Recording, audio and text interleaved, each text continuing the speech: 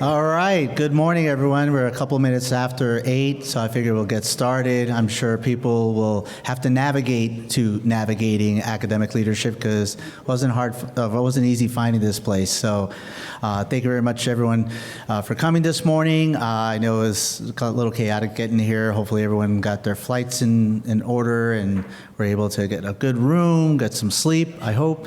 And thank you very much for arriving. So first off, I want to thank everyone who here showed up. I want to thank our panelists. I wanted to thank SAEM, especially our staff, Kayla, Rosny, I don't see her here, but also made this possible.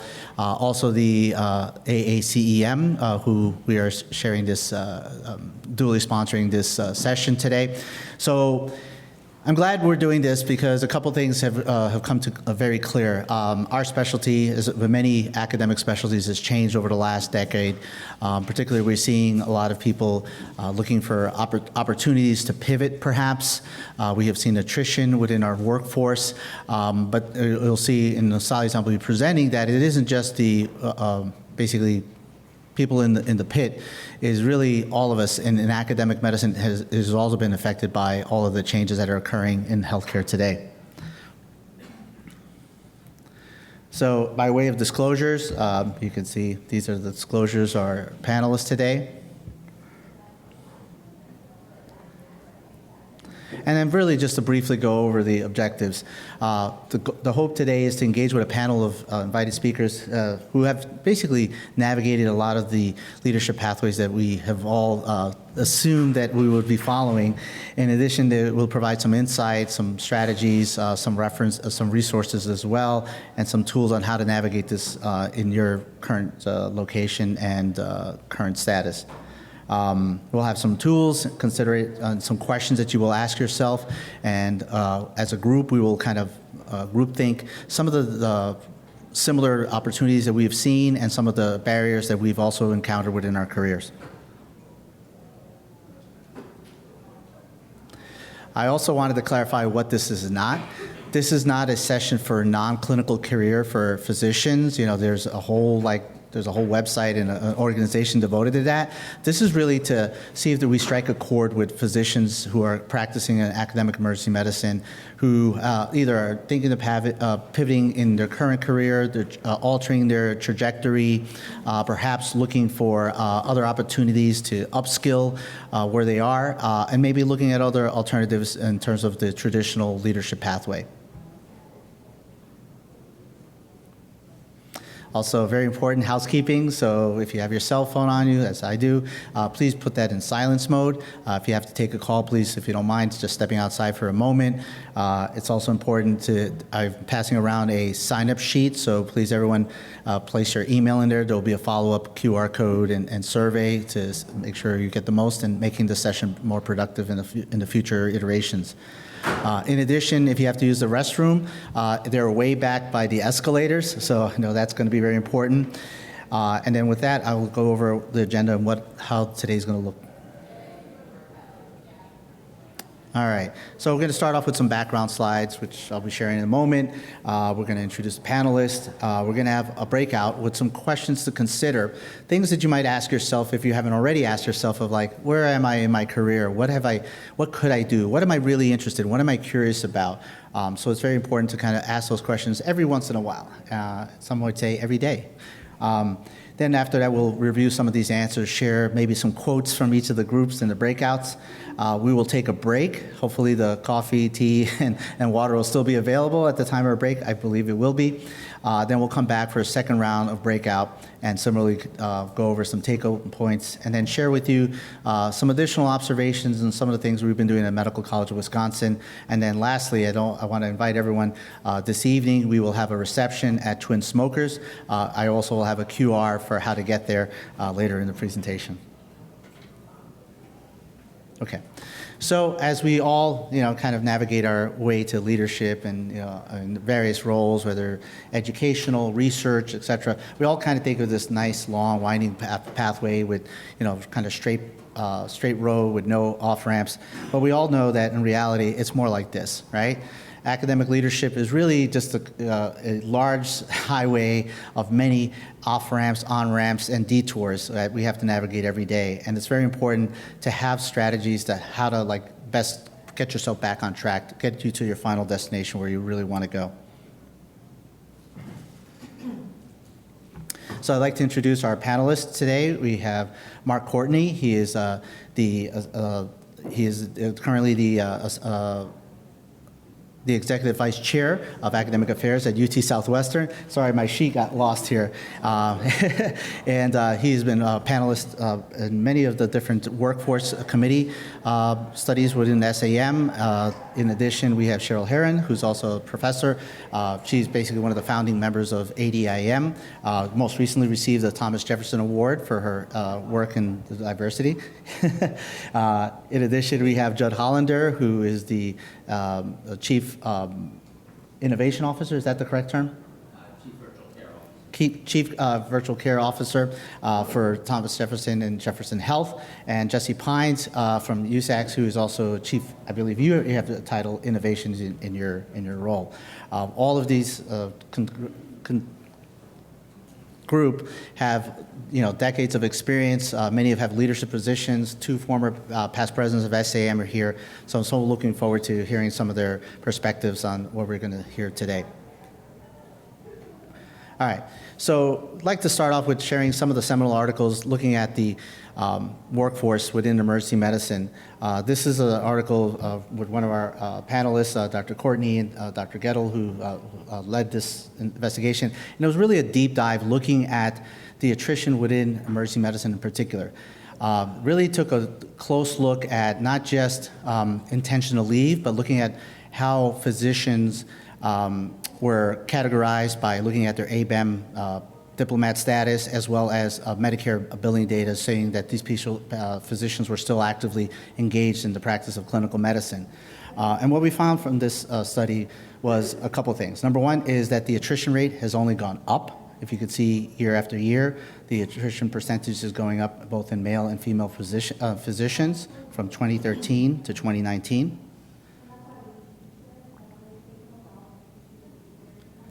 In addition, if you look at specifically male and female physicians, you'll see that the average age of attrition is actually getting younger and younger, both in male and female physicians.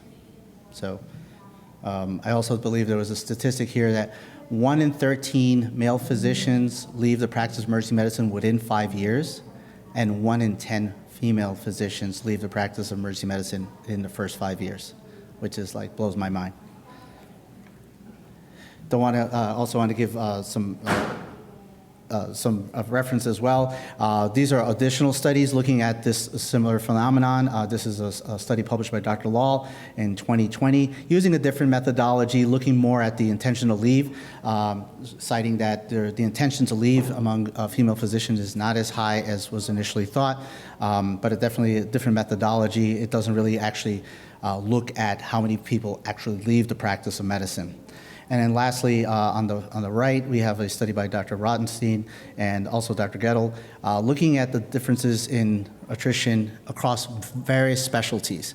And similarly, it is found that physicians are leaving at a higher rate, particularly female physicians are leaving almost a decade before their male counterparts. And that's across all specialties, surgical subspecialties, especially affecting primary care. So you say, well, that's those are the people in the trenches. These are the people who work clinically, who might get burnt out, more exposure to all the things that we have to deal with every day. So maybe that's not affecting academic medicine. And many people feel like, well, you go into academics thinking that it'll kind of bolster your career, give you some more longevity. But we can see in this study published in 23 that when you look at academic physicians across all specialties, this was in JAMA Open by Dr. Lugabel, they actually found that the intentional leave, again, this is an intentional leave study, was quite high across multiple specialties. In this study, I know it's really, really small, so I put the arrow there. You will look at the far right, the physicians who have the highest intentional leave was highest in anesthesiology. And in that bright orange bar, that is the mean. Emergency physicians actually had a lower than the mean intention to leave their specialty compared to the other specialties.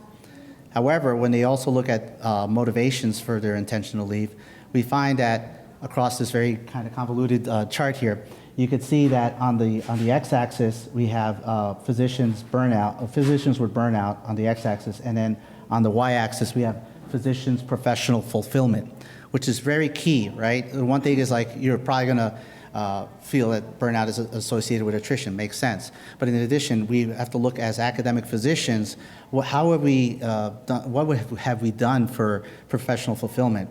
And when you look at the x-axis, you see emergency medicine is far on the right in terms of percentage of physicians feeling they have a burnout. But on the y-axis, you could also see we're really low in the area of professional fulfillment. So not a good combination. I'll also point out, I'll just point it on the map because I don't have my arrow. Actually, let me see, right here. Pediatric emergency medicine, can you see the arrow? You can't see the arrow. Pediatric emergency medicine also has relatively low burnout, but a very low professional fulfillment. So, and I think back to COVID when many of my pediatric emergency medicine colleagues were actually, they were laid off, and the volumes were so low, so I can only imagine what that does to your professional fulfillment.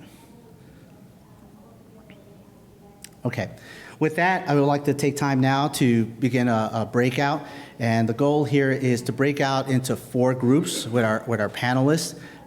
Just judging, I think we have 4 tables, actually a very small table here. If we could combine some people from that back row and join this table here, and we're going to assign a panelist to each group. After this breakout in the second half, we're going to switch groups, so the panelists will just move to a different group. And I put around there's a reporter sheet on each of the desks there. So what we'll do is each group will designate a reporter. The panelists will facilitate a discussion with some specific questions. These are the first questions we'll have is, what makes you excited about your current position? What do you enjoy the most? What do you want to see more of in terms of your professional development and career opportunities? And then what are you deeply curious about? What are the things that you've been investigating, thinking of like looking into in the future, perhaps pivoting into a new area of investigation? So with that, who wants to do the front group? You want Mark, since you're closer? All right, awesome. And, yeah. Okay, so we're going to give ourselves a good 30 minutes. We're going to give like 30 minutes, and then at the end of that, I'll call time, and then we'll have a reporter come up.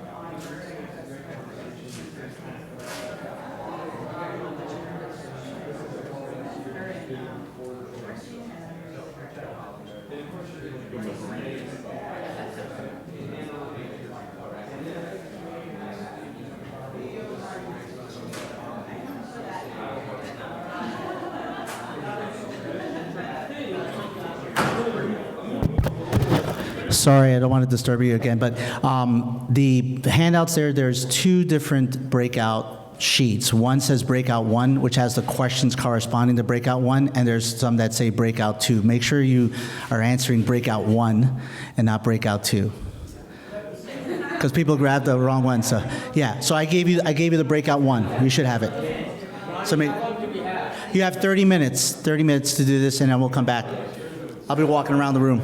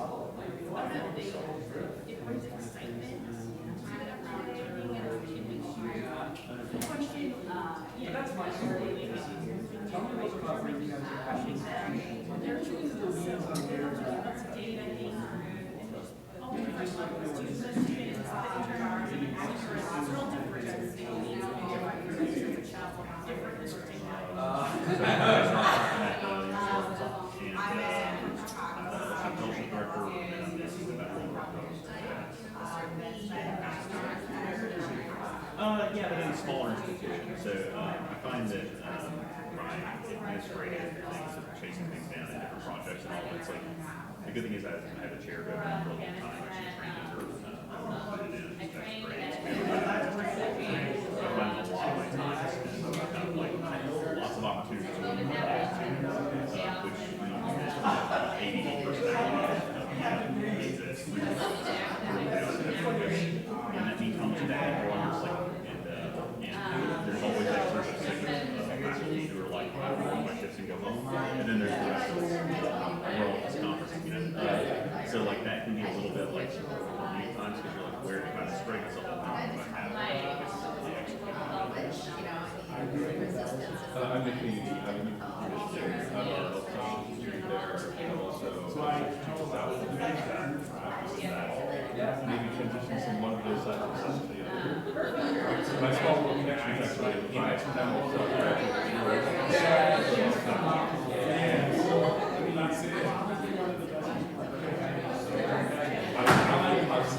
the same way about it.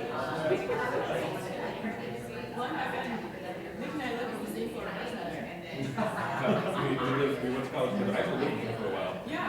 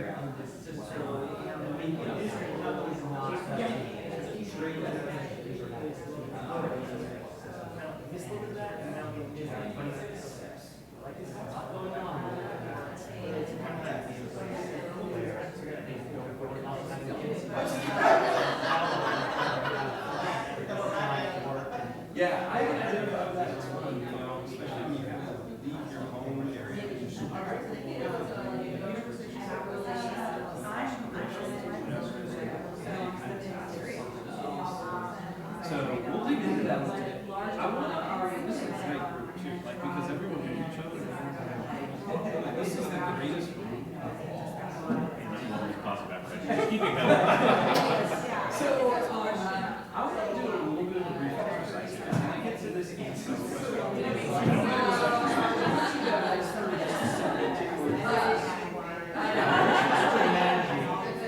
got a day off.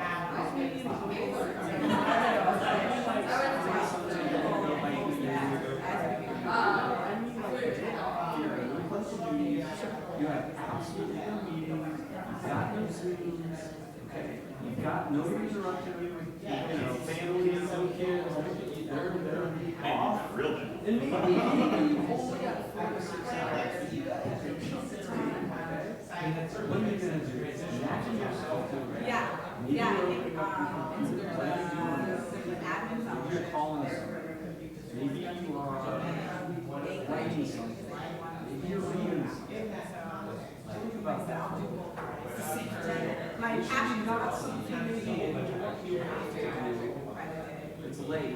all these Something things, you really, really want to do. whoever, You're looking forward to it. You know that if you do this at a high level, you're going to feel better. create some strategy around it. Now you got something in mind, something. And we're thinking for satisfaction, Yeah. as opposed to like, this is You're going to be like, I can give you a list of here's what I think I have to do. Some of those things are but he's done some voluntary or some are at a higher part. No, I missed it, so I did. None of them are 150% satisfied, but they're not 10. Right? So you were not in your bed. You got something. That's something you're trying. Trying to get me on.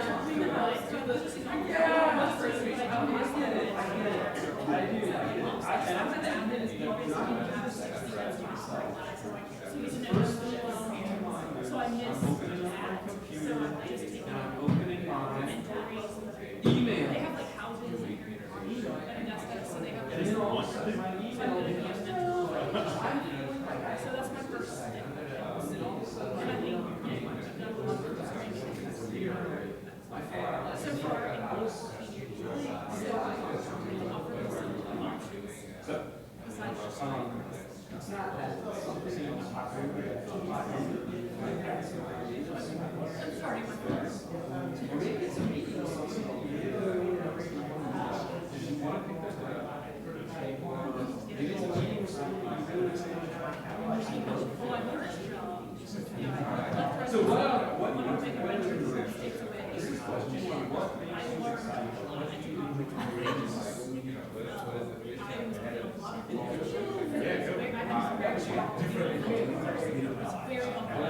so much about maybe the most I definitely did something that helps but I did a lot in the mental but I just did too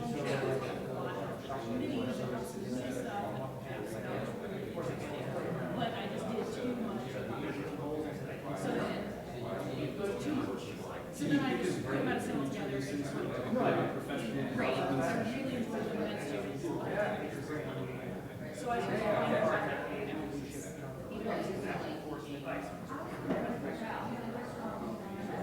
And does he know that's a Bible as a relationship? Yeah.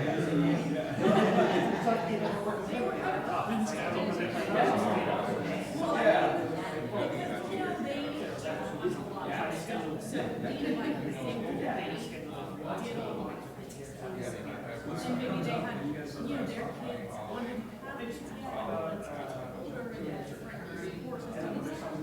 As we were during that time, we had a 2-year-old that was a situation that didn't help. So I think it was also a support thing, but I also took a lot of So a deliberate specific thing, in a relaxed fashion, to further some so mentorship, that I learned so much relationship. incredibly about Okay. but it was just, I don't know, situation. I like it. So what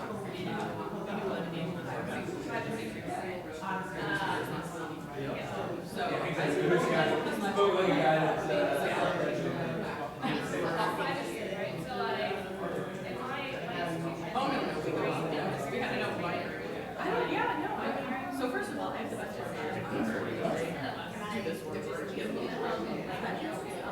but I usually do something that's a little like different. So we did psychological safety this year. If anybody was the ACG club, that was the keynote speaker. So I read their entire book. I really enjoyed that. And I think it has contributed to us having a very high engagement with their customers, despite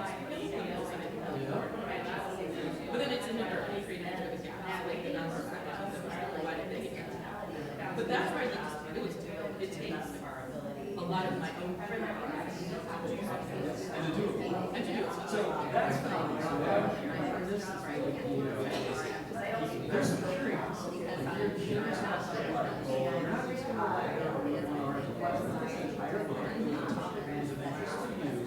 Also, hearing some teamwork, probably your ultrasound, kind of doing program type stuff with appreciation for your board members and calling out. Not everybody's in that situation. They have good staff and bad guys. So there's some charismatic kind of vibe to like that too. And then doing something that's in service to the faculty, getting people to yell in person. Planning for that in the future, like sitting to your 4 hours, just really looking to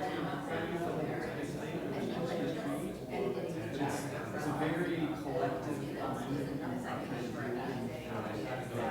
so there's even though we're doing this exercise, you're like, I don't know if I got anything, like, yeah, I'm ready to most of the talk is your Delta lounge and doing something. But I mean, these are totally different things. I would split that time for me to one is like the biggest joy in my like day-to-day work is mentoring new faculty. So like some sort of I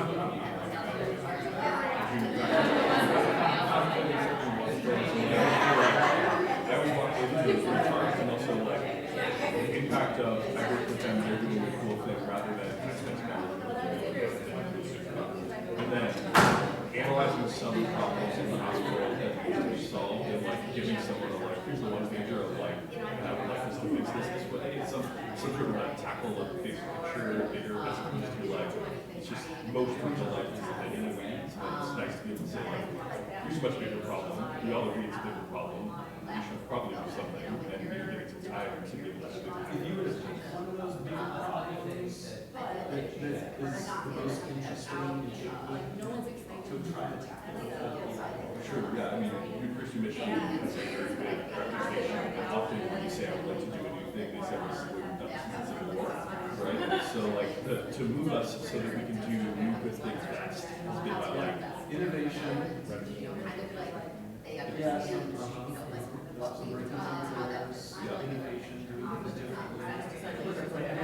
Yeah, I mean, the standard line is like there's 1,000 points of veto and no one can say yes. And like figuring out, I've always thought one of my goals before I retire, I want to do 100. And that tells us something about you. I mean, it tells us something about your leadership style, something about your change style. Everyone's like that. It tells us a little bit about, what is your organization. You mentioned this as well, I think, a little bit. Yeah, maybe this gave more faculty than faculty that are new engineers, the faculty that are just doing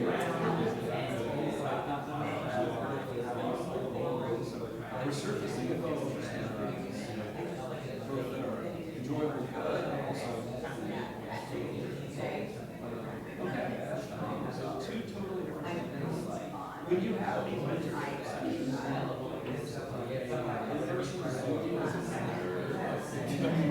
I would say there's no mentorship relationship I have that's inclusive. Any given meeting might be Zoom is for meetings, but there's always some. So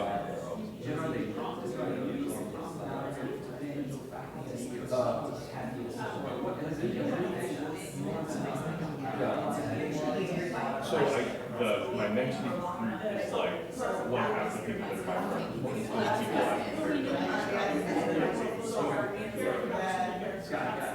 Those people the other half is people who push me like, hey, you've done this successfully, I'm supposed to do this right here, that's my perspective. Those people are usually have more They probably spend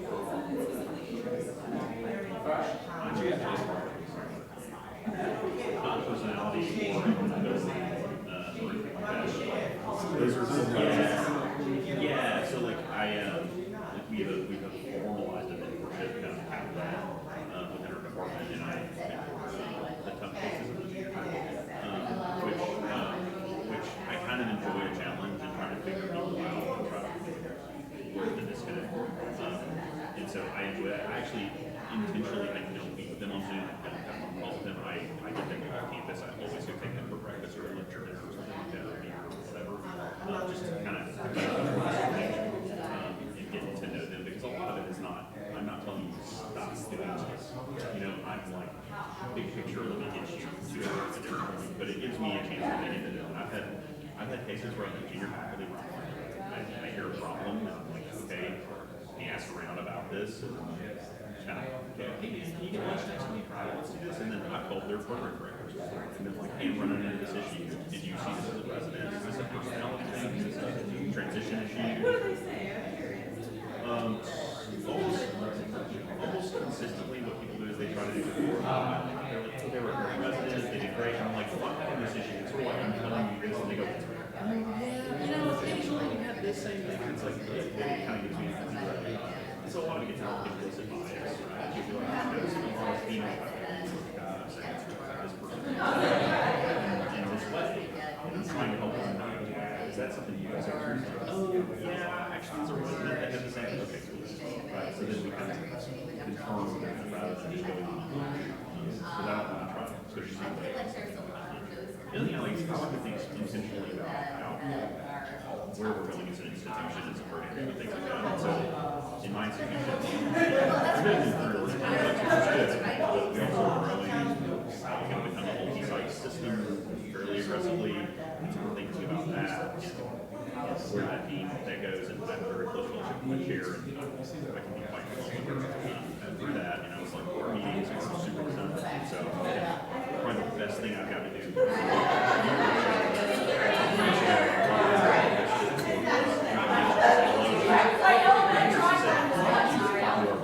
assistant mom, she said, you were just talking about this.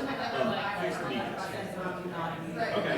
And I was like, now I don't have the ability to do that, but I have the ability to sit down and talk individually about what is the problem, where are the redundancies, and the strategies for doing that. And so I wrote like a set of pages. Here's our problem. Here's the like itemized like how many hours we're spending on these meetings and how much you can expect to save. And here's some different strategies of how to help us dovetail into growth. Because we can't keep this meeting structure together if we're becoming a global hospital system. It's just not feasible. And it's not for me, that was a lot of fun. To think it through and to be like, what are the implications here? What are the risks for the culture? So that was probably the best thing I got to do. What do you want to do more of?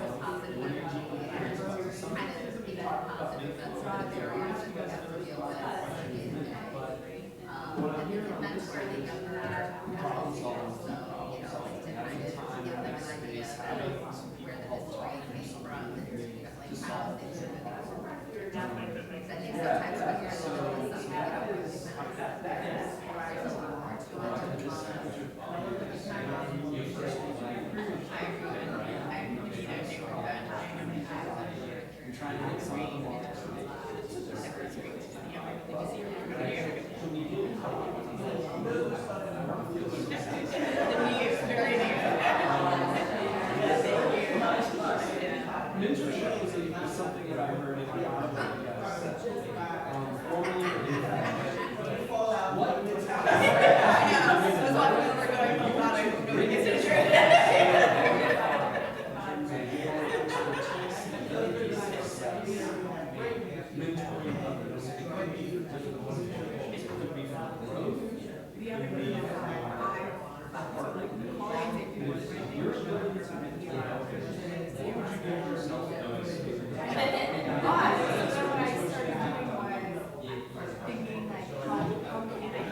and sometimes if you have a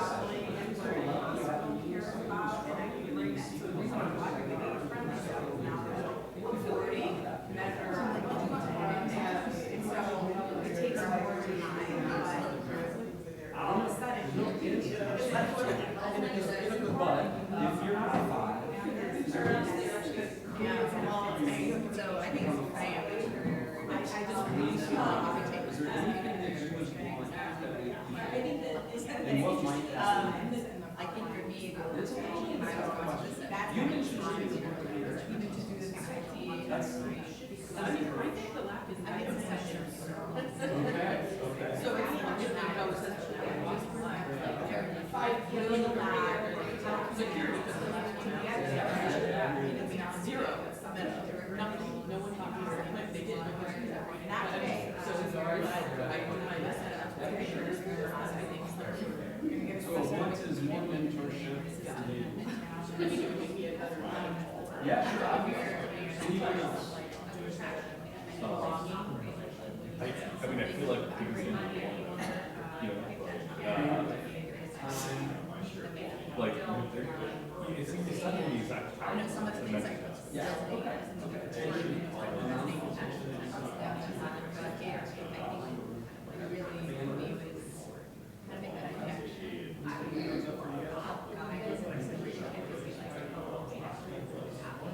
Bigger system view and this narrative or like go the problem and the issue right now. No, you know.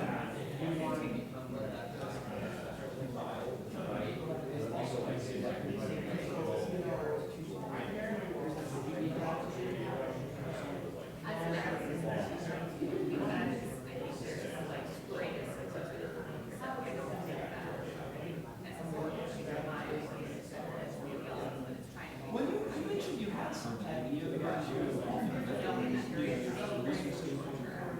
say your book like that. It's not like this guy's right. You know what I mean? That's the interesting yeah, right. I feel like I went from all my mentorship. Well, I think there are. Like I had a 4-hour training before coming to Scotland. I had a 4-hour meeting with my former manager, and she's like, "Hey man, I'm doing this with a black list and hanging out with my friends. It's not enough, you know. It's very different, but I don't have too much to do anymore. I say this because I'm years of doing what, like 17, it's scary. They love me.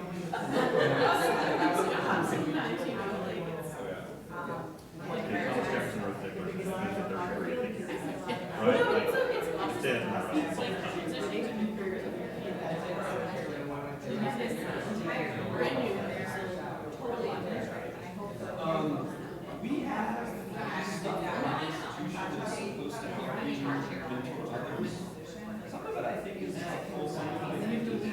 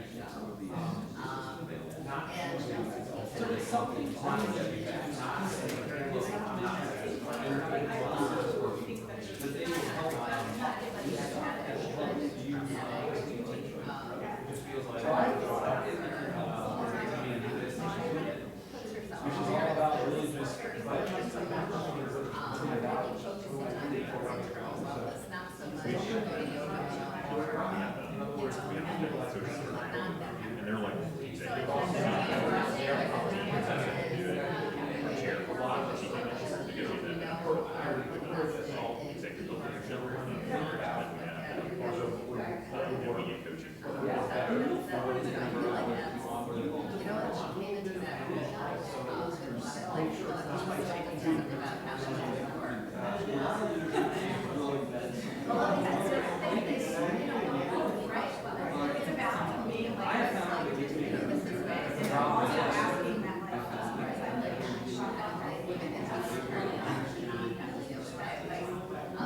Thank you.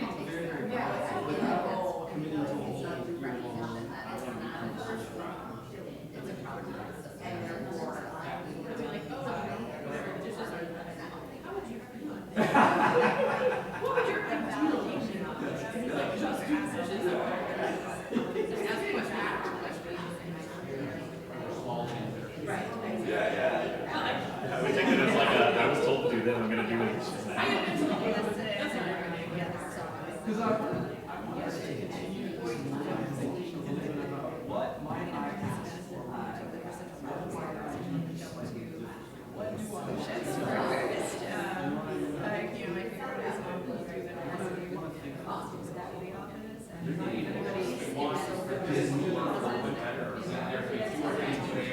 talking, you're not actually. When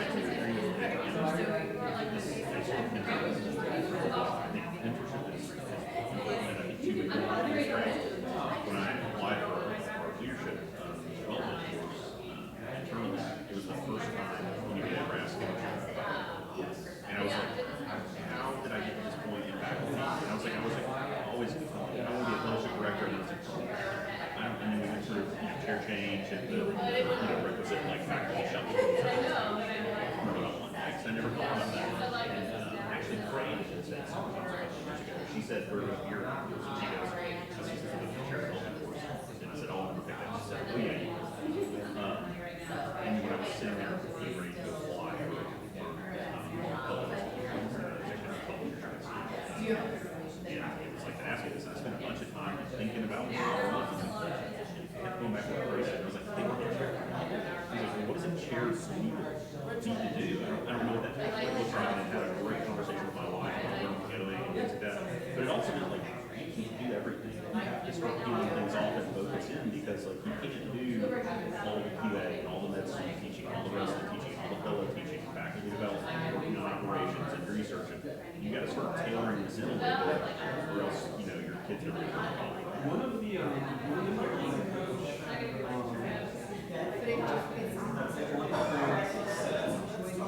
I gotta say, he's like, I have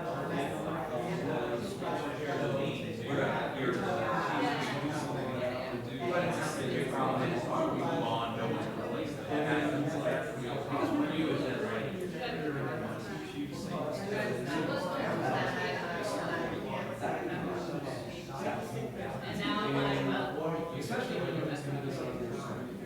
So he's like, put some little things on there. He said,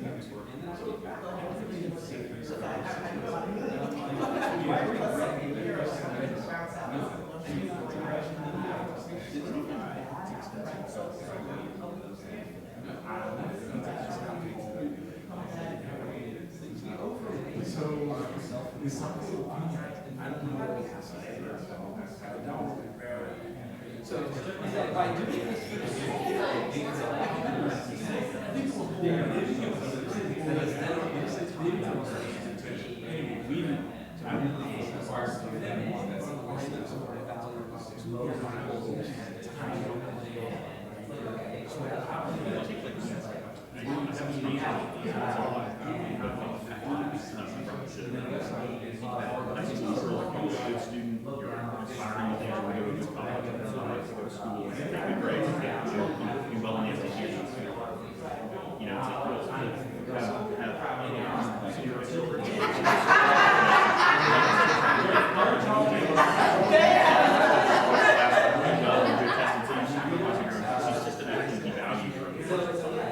instead of being like if I told you like, hey, have Saturday off, what would you do? Right, the dollar element, right? You'd be like, oh, I can't have this memories in your life. Why are you having your face buried in front of a female? Right? It's like that's what you're choosing that because you value your person because it doesn't matter for $250 an hour. I was just about to. okay, So just letting you guys know, we're at time, but it sounds like you're having some great discussion. So let's give you 5 more minutes. So 5 more minutes. you had an opportunity to think about that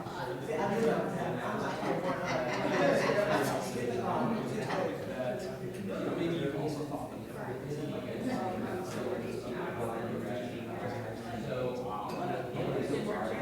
if you guys had the opportunity to read an entire book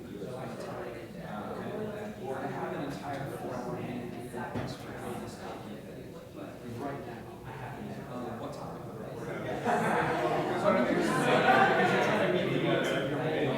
but it's a good example. I have some curiosity on this and I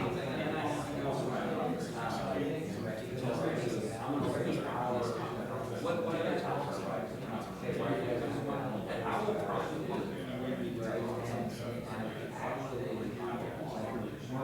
Like I feel like as I run into barriers, things like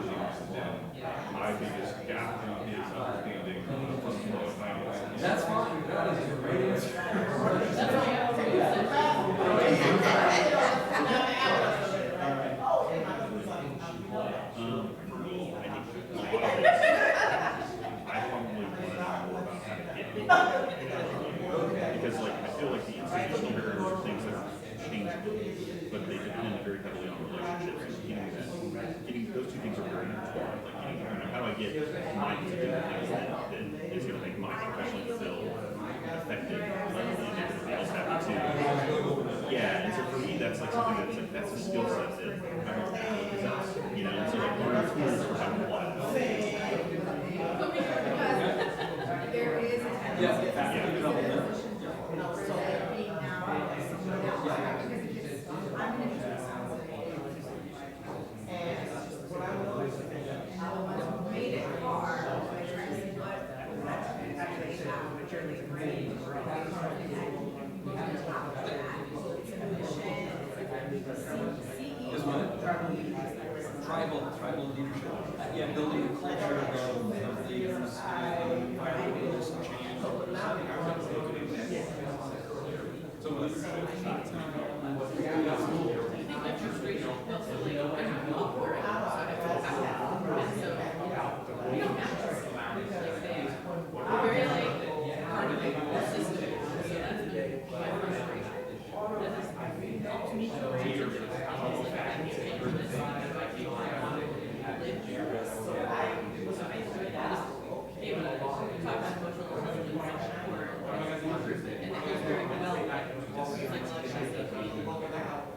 Maybe not just exciting, so maybe operational things are very important financially, but I wish sometimes they would see if you bring those together, you'll meet those goals. But those are great things to kind of one of the things that I want to do.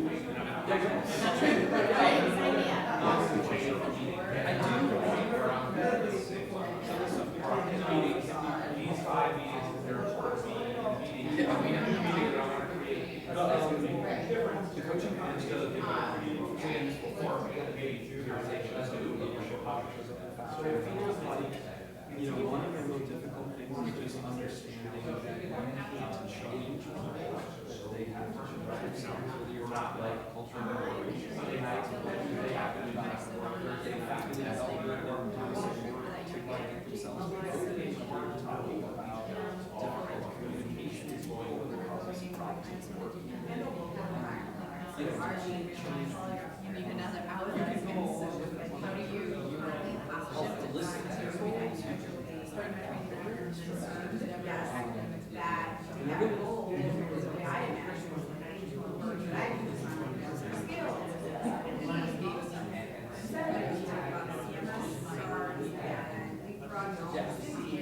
A regulatory Especially young people that are guilty. So, you know,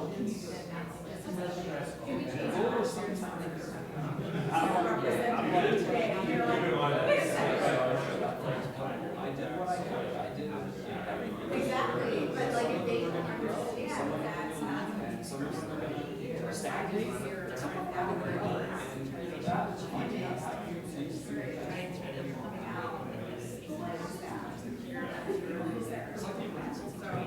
be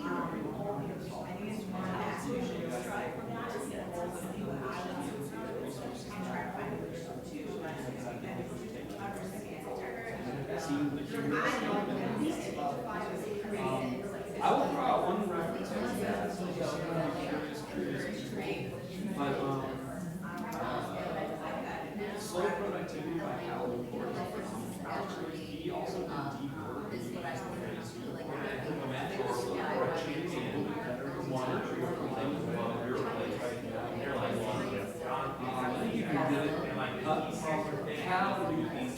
how do you operationalize his role as East Coast your team? He's got to do it.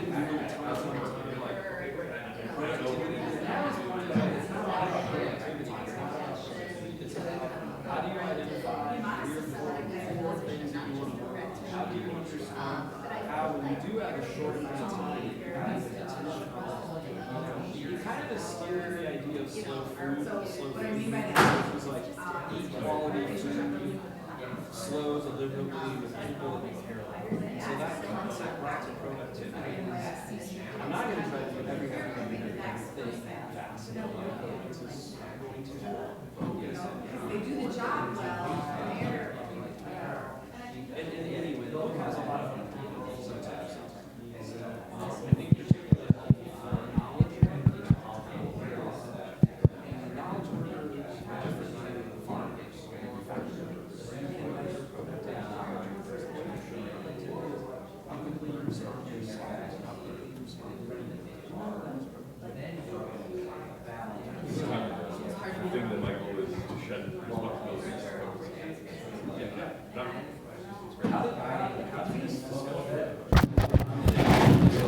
All right, we're at time. This has been a great discussion, everyone.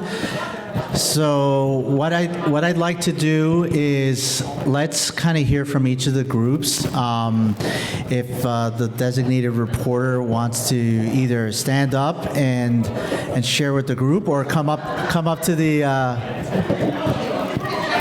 dais and provide their feedback. Hopefully we can kind of get some good perspectives, maybe some funny quotes. So which group would like to go first, and maybe come up here just because I think the room is fairly large and we want to like project to the group. Oh, Cheryl, wonderful. All right, everyone give our attention to Dr. Heron. Thanks, Cheryl. Yeah. Hey, family. So rule number one, I committed a rookie move, which was somehow or the other volunteer myself to be the reporter, which I don't know how that happened. Clearly, I need another class how to be a mid-career leader. But anyway, before I go there, I just want to acknowledge and thank Brittany, Kim, Wendy, Sutrita, Judah, and Namita, which at that table there, and hi, Kinjal, who came in to try to answer some of these questions about professional fulfillment. I will say, and anyone from the table, feel free to join in, that at the beginning of the conversation, I was struck by the passion and still the joy of wanting to do the work as leaders, and grounded in teaching and mentoring and education and some of the things that make us academicians. You know, that was exciting for folks still, even in the midst of the data that was shown around attrition. Particularly, thank you, Judah, for integrating our table as to being the only male, because we had a table. He was rough. He did a good job there. You know, to talk about especially women who the data showed was attriting out. And so there was a range of individuals, assistants, systems leaders, who talked about how do we really think through and think about their own growth and professional development as it relates to career opportunities. Judah said it interestingly enough that we're in a space and place where people, he talked about a colleague, are changing jobs. They talk about changing a job every week, every year, or I'm sorry, Judah, go ahead. Oh, am I right? Yeah, changing jobs every week, every year, which is a little disconcerting, because how do you develop expertise? But it shouldn't be looked at as a dirty thing that you are, failing or being somebody who is not appreciative of where you are. It's just about growth. And we also talked a bit about how do we know how to prepare for the young people's sport of emergency medicine, where we recruit the bright, shiny, and then like 5 years in, you're like, okay, what can we do next? How do we grow? One in our group said they're in their third iteration of their job, going back to what fed them: education, learning, teaching. And how do we do that? And, to round it out, questions deeply sort of curious about is, what are the new approaches about how do we take what we do in emergency medicine, the skill sets, the knowledge, the expertise, and pivot into whether it's critical care specifically, or community, or research, or what does that look like for the voices to be heard? One of our colleagues said very clearly, I think it was Brittany, that when you're in the middle and you're trying to navigate voices above and voices below, how do you find that Goldilocks sweet spot so that people can feel validated, heard, and want to continue to participate in this space? And then wellness came up as a, quote, dirty word, interestingly enough, because some people see it as, oh my God, here we go with wellness, but is it really about validating individuals, what they're going through at not the go have, a bake sale, but the systems level, and how we can renew ourselves. So at the end of the day, the what do you do next was grounded in how do we really, I think Namita said it, remind ourselves about what medicine is. It's not community versus academic. It's not this versus that. We are all emergency physicians, particularly in academia, who should think about our input into education, service, and our scholarly activities as we started to be a physician, and how to reconcile the two when you are asked to see more patients, increase your RVUs at the expense of your own professional development. Did I get that right? All right.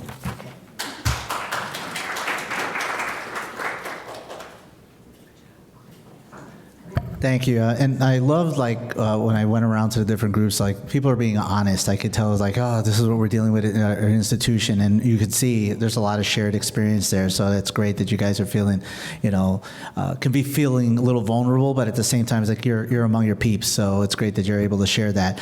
I'd also want to remind there's a sign up sheet for people who are arriving late. Please place your name, your institution, and your email. So people are arriving late.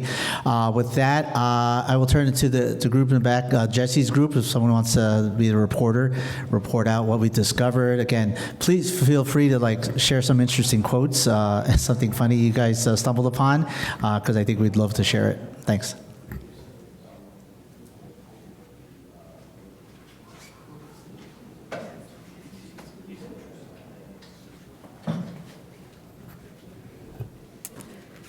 I don't know if I'll come up with quotes on the fly, but I will do my best. I'm Jennifer Mitzman, for those I don't know in the room.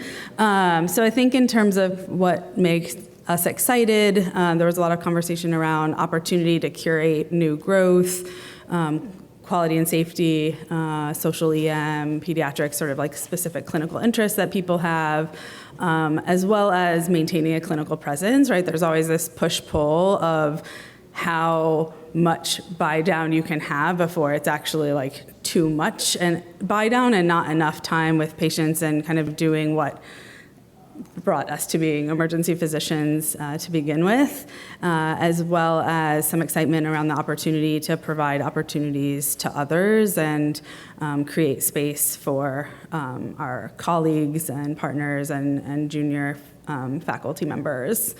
In terms of things people want more of, growth opportunity came up again there, as well as challenge. People want to have new and exciting challenges to work on. There was some conversation around time for family, or sort of doing the right thing by family in terms of like moving or not moving, or sort of big pivots that might take you to a totally new environment, and then balancing kind of what you would like and what you get fulfillment out of relative to what is sort of needed, and loyalty to the department and to your group and your colleagues, and sort of how to balance some of those things. And then I think we had really amazing discussions, but probably got to the deeply curious part a little bit of the least. But sort of just curiosity about what the destination looks like, and again, how you work towards alignment on your goals, what is needed, what you kind of want to be spending your time doing, and that kind of thing.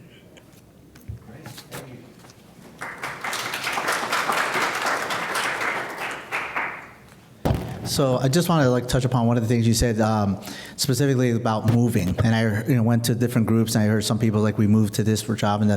So it's an observation that I have made is that I remember way back when there was a program director position open, people would actually move for a program director job. I think that the new phenomenon is people generally don't move for a program director job because they think there used to be a program director and that was it. Now there's APDs. And I feel that what ends up happening is that a lot of people are like APDs, and they kind of are dipping their toes into the educational realm. Is like, I want to stay here, and when the PD moves on to maybe vice chair of education, I'll see if I can get that role. Has anybody observed that as well? I don't know if it's just okay. Just kind of interesting that, but you're building those skills. You're getting to learn that role. So that's great. Yes. It's funny you raise that. You're talking about in the educational realm. Yep. I'll talk about over the years in the research realm. Yep. The question I got asked most is, I want to do research and I'm in a community hospital. How am I going to get grants? Right. My answer was, you need to move. Yeah. Because you need training and you need mentorship and you need a network. It's not just about you. It's about you and the 5 or 8 or 10 people in your group that will collaborate. And I think actually overall as a specialty, or probably all specialties, Yeah. the movement for jobs is, I think your observation's right, it's probably less than it used to be. Yeah. Now people are settling down and staying in an area. Yep. And you should all come to Philly because there's more. Absolutely. Always recruiting. Well, with that, let's break a segue. If we could have someone from Judd's group kind of report out what you guys made as observations, it'd be great. Thanks.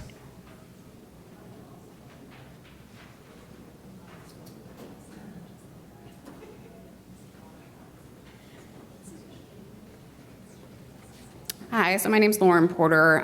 For those of you that I don't know, which is all of you except for the people at my table now. So we did a lot of kind of combination of the questions. I think what we're deeply curious also is kind of the things that make us excited as well.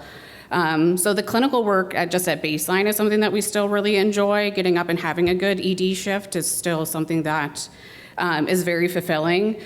But balancing our research education with that, developing mentorships with different levels of learners and having that transition from junior learners to more seniors while still having new projects.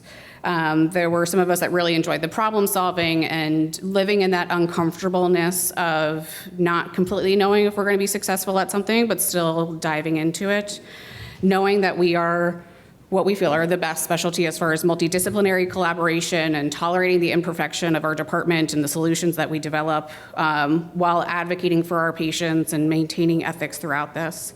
So our curiosity kind of really works with what we're excited about, and I think they go a lot of the time hand in hand. And what we want more of is, that life balance of managing expectations within our own families and managing expectations of just the physical stress that the shifts and the time in the emergency department puts on our bodies.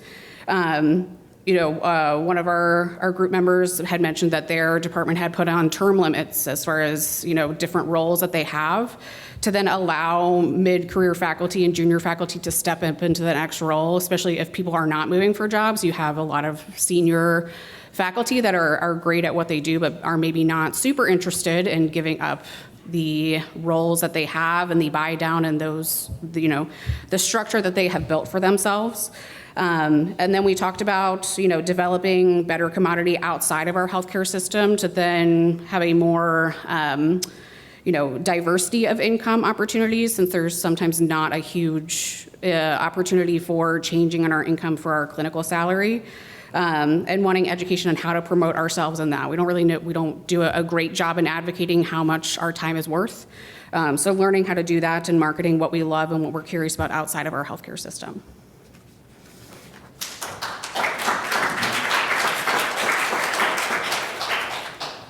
So also kind of pivoting on the last comment you made, I did actually hear in your group, I think Judd posed the question of do you feel that more senior faculty at the professor level should be paid more than associate/assistant professor / lecturer and stuff like that?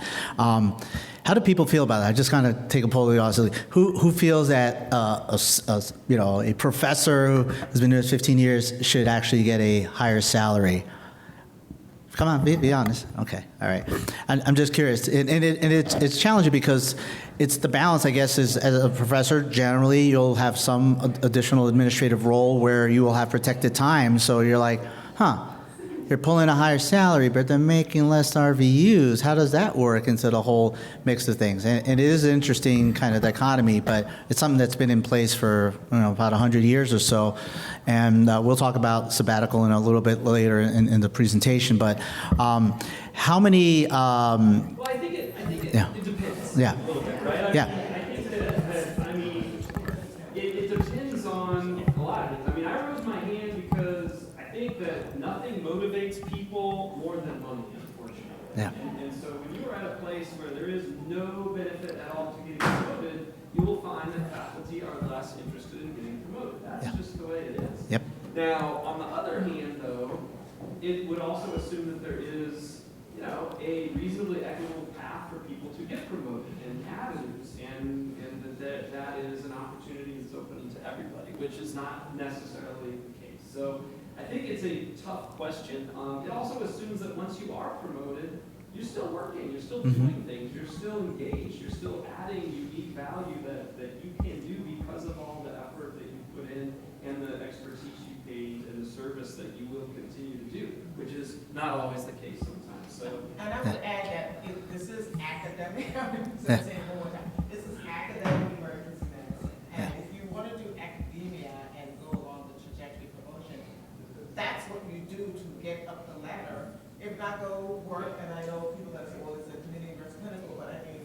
academic benefit, and so there has to be some currency afforded to that space, or not, we would not need an SAEM. Right.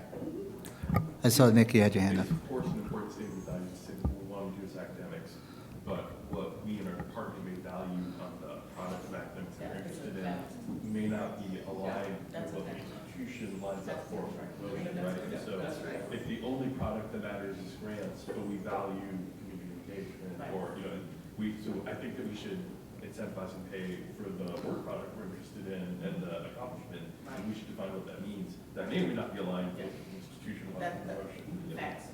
Yeah, Judd. I think the last comment's the most important thing. It's alignment and salary for alignment. And, you know, Mark and I are good friends. I say this because we're good friends. The gray-haired white male say you know, but seriously, you can't talk about gender equity and racial equity and then have age inequity. Right? It's just not there. So either everything's equitable or everything's not. You can't say, oh, I should get paid more, but everybody else should get paid the same, right? So we have to be careful. But I want to take issue with one component of yours. I don't care what your department values if it's not aligned with the enterprise strategy. Your department has to. It actually has to align with the enterprise strategy to get money. And I often use the analogy that I did around the table. You want to be the left eyeball specialist, great. Go spend your own time being the left eyeball specialist. Nobody thinks that's important in emergency medicine. And if you find somebody that's going to pay you $150,000 or 40% of your salary, great. It's just not going to happen. Right. So there has to be alignment from the top down, which doesn't always translate into money, right? And then you have some funny money your chair or your departmental executive committee to play with to move it around. But alignment is really critical. And within that, I'm not a big fan of inequities. And academics, I think, you know, Cheryl's right, but academics is actually doing academics, not being a professor and never showing up. Yeah. There's another comment there. Yeah. This is a shameless plug at 1 o'clock. I'm Kendall Zechariah from the University of Maryland. And at 1 o'clock, we have a session all about money in academics. Yeah. In room 9 in State Farm. Excellent. It's an A1 sponsored, but everyone's invited. Right. Great, thank you. Hopefully some of us can join you there. Also to unpack a little bit about Judd, and this is particular in my system, but it's not unique to my system. So now we have academic departments that also have a community component. So to the point you mentioned, like, you know, you're a community faculty and you want to do research and you say like move, but like people don't want to move, you know?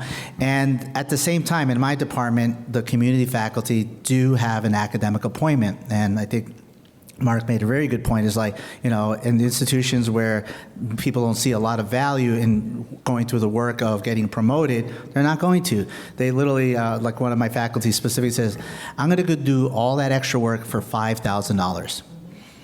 I could work a couple extra shifts and I get the same amount of money. And, and you know, he's got a point, right?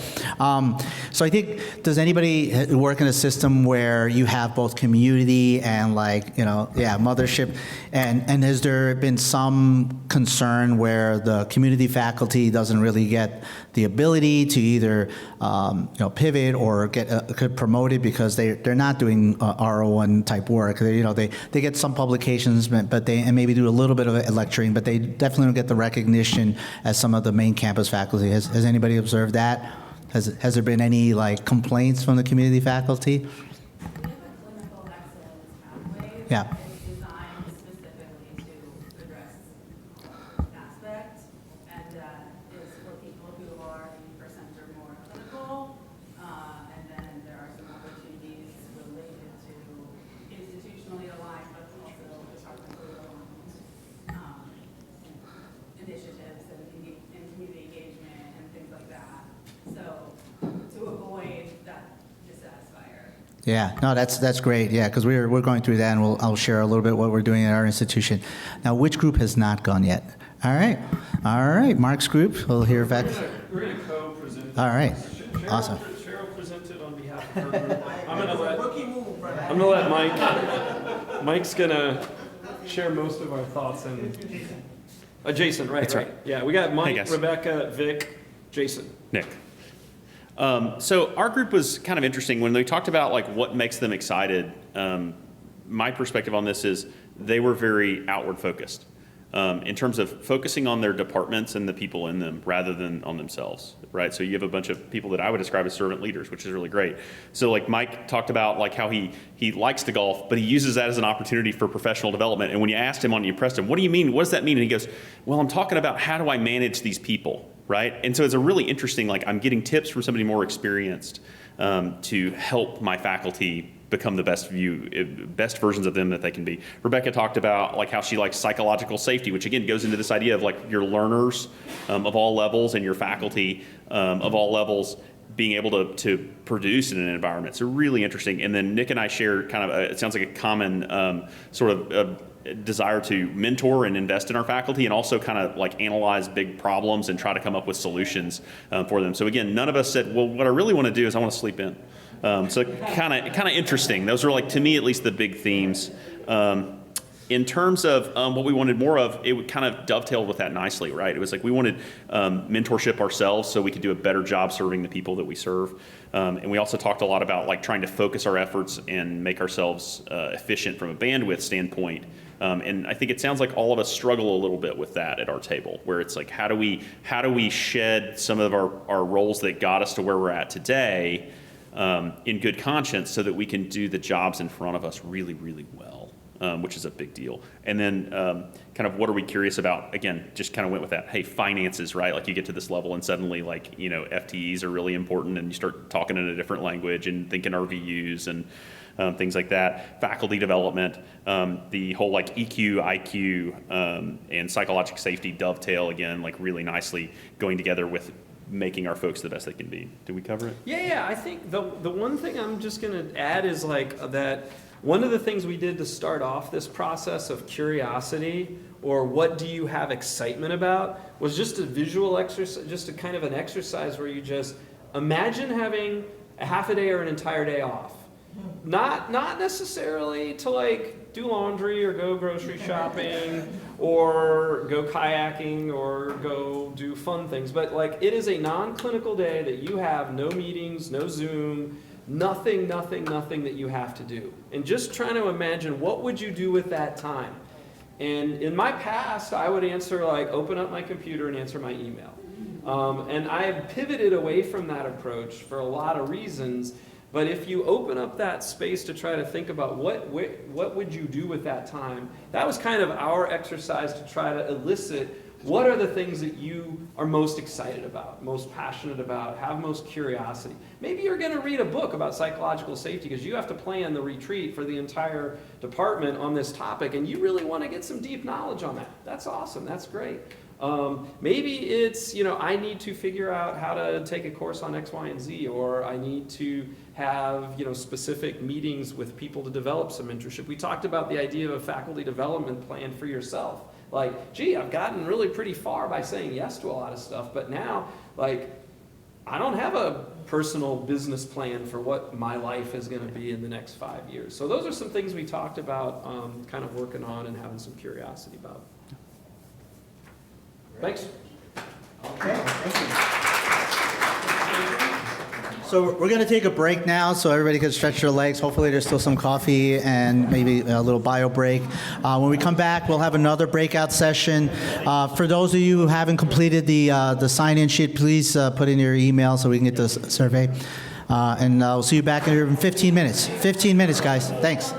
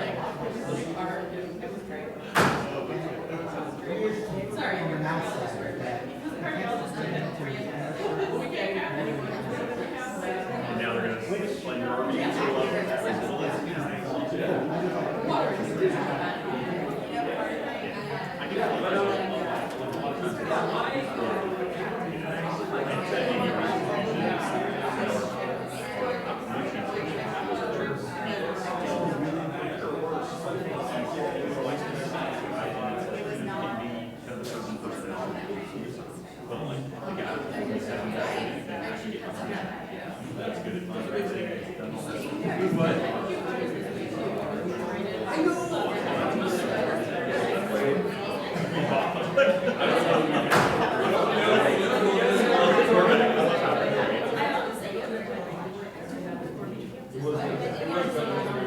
Yeah, but I love the video too. Which have residencies. Those residencies. No, I'm a great. But they're like shitty residencies that run, and we haven't actually done that much to fix them. I don't have. Awesome. You're paying the bill?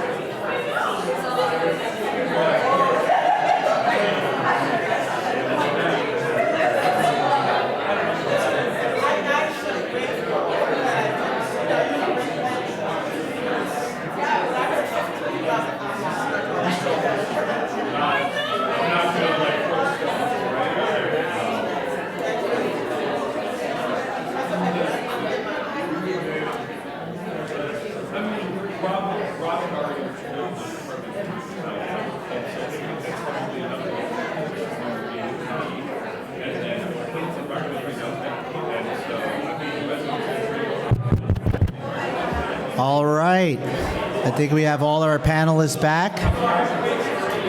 Jesse's there. Okay, great. All right, people, let's focus. I love saying that. Thanks a lot, guys.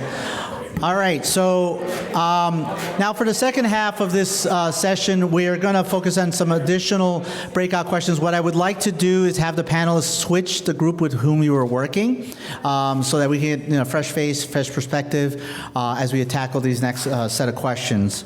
So, you ready to recap? So, for breakout session number 2, we're going to talk about what would you like to achieve, especially having participated so far in these discussions. What are you doing that's getting in the way? And that will take some self-reflection, because I think one of the things I've already heard many, many times is, you're given a leadership role and you say yes to everything, right? So are you saying yes too often? Those are the things you really want to be honest and, honest with yourself. What are these things that are getting in the way? Maybe there's something that you can achieve if you didn't take on an extra project or a task.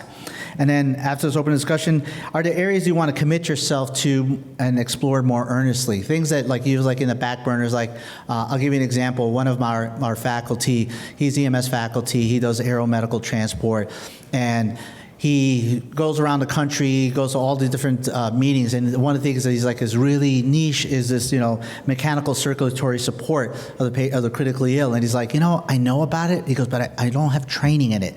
So that's something he's deeply fascinated about, and that's something he really wants to take a deep dive in. But when is he going to do it? So with that, if we could have our panelists move to a different group, stay where you're at. You guys should have another little sheet that has breakout session 2 with the questions. I also asked that we have a separate reporter recording basically the perspectives and the observations you guys make. So let's do that shortly. Where did Cheryl go? When she stepped out. All right. So when Cheryl comes back, we'll rotate. Oh, there she is. So she waved to me. So. Well, you get some extra bonus time.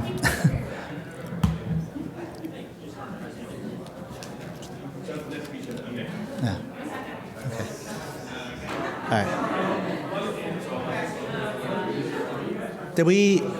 Oh, we gotta switch groups. Yeah.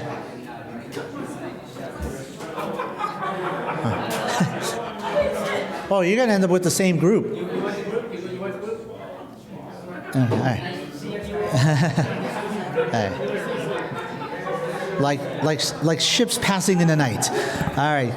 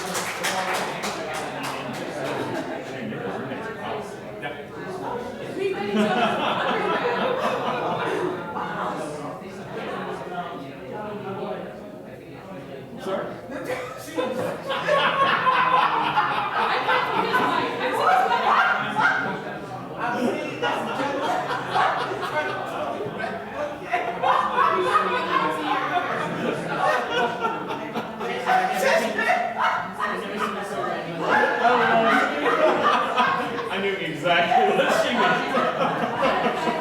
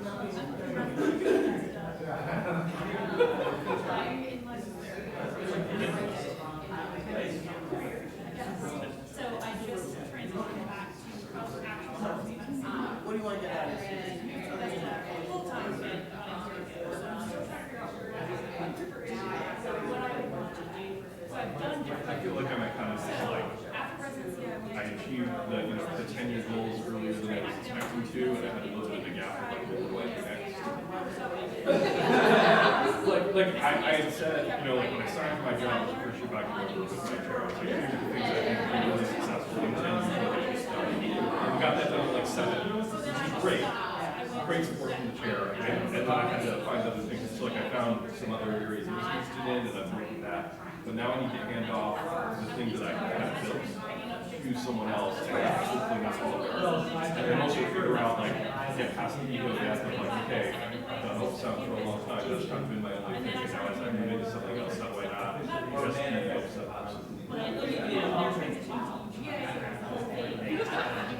I figured this is really good.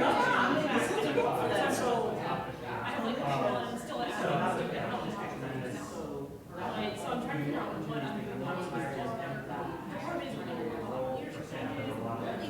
I think I want to hand it off clean, right? Like I don't want, what I want to happen is have someone else run the role and have them be junior or some person under me. It's like, no, it's just me and also did not fall apart. Right, I think that's the part, we handle the pieces and put it apart. Oh, why is that my word?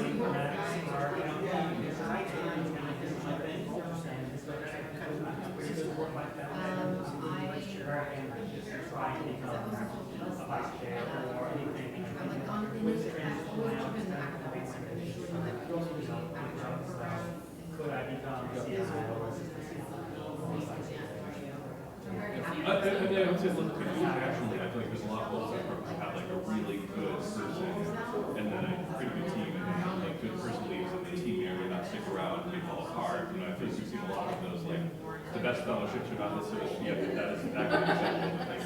So you may see a lot of programs that were cult of personality, but they did not then become a sustained success. And I'm very worried about that. And then also, like individually, I'm leading that space. I want to make sure that I'm successful and have an impact in a new space.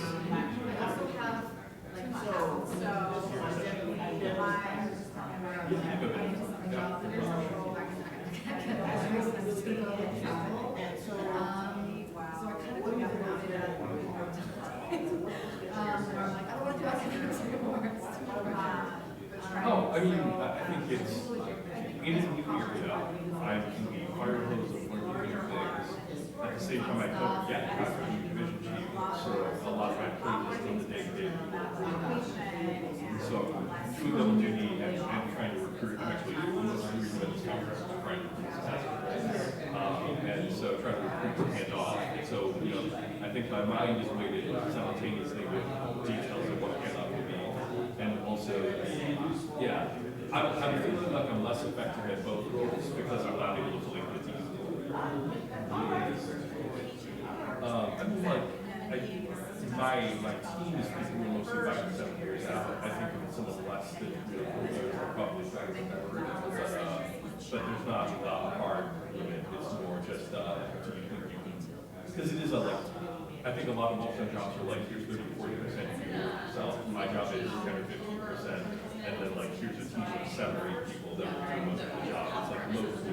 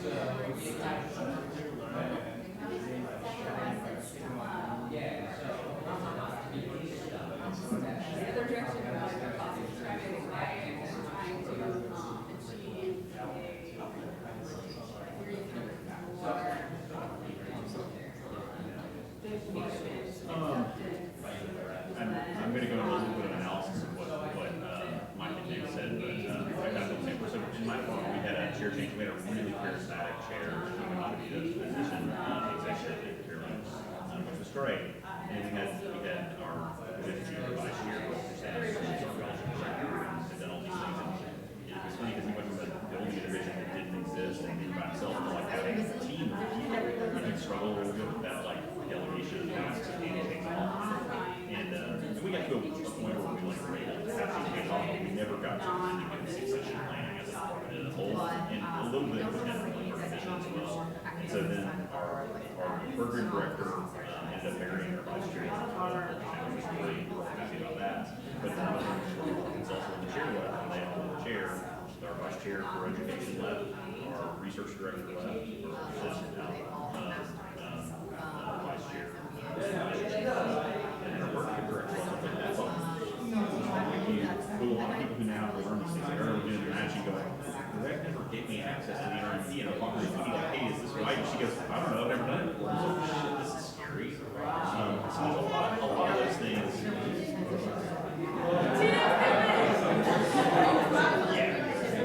Yeah, so I was like looking at this form, I was like, is this the right way to do the rankings? I've never sat down with Greg and like did it, you know, and like we never had those things where we had practice. So there was a lot of like, the wheel was built, but we didn't know how to work it exactly, and so we're kind of figuring those things out and letting things change. And so there was probably about 16 or 18 months of like year like just keep the lights on, you know, and it's like that is never fun because we had 2 interim chairs and kind of share servers. And things have steadied out and it's really great. That was a big change.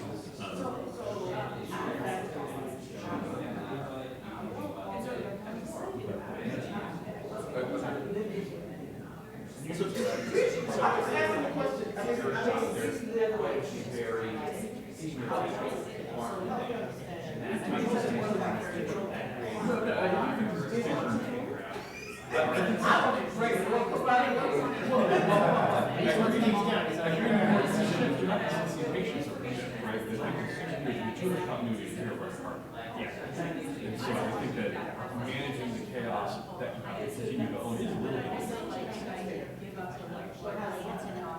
And I think you've been pretty successful.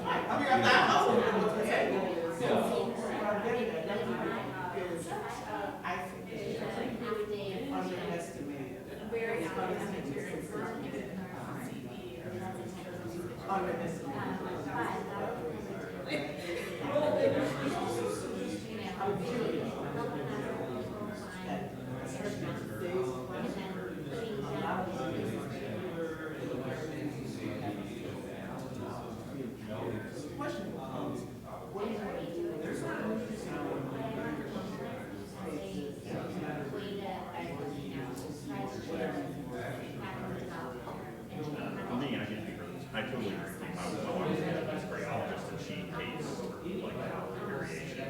She likes very like I count on one hand the number of perfect days I've had in my life. Every day is going to have problems and navigating problems professionally and personally.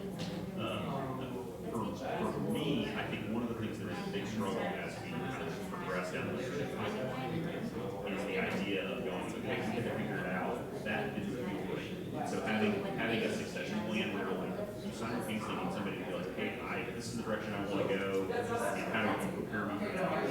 And then also how do you prepare the people behind you, both identifying them, but also getting them prepared so that they understand what they're doing and giving you the experience so that they're not like, okay, see you later, man, I'm going to be over in that office, and you're like, wait, what? So there's a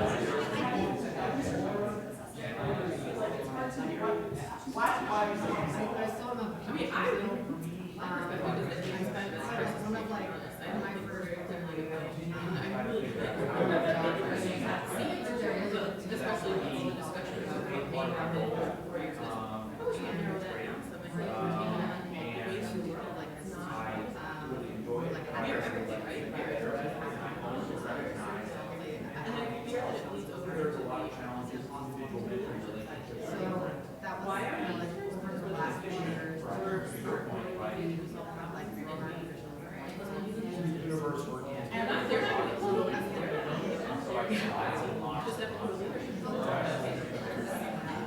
just a lot. It's interesting.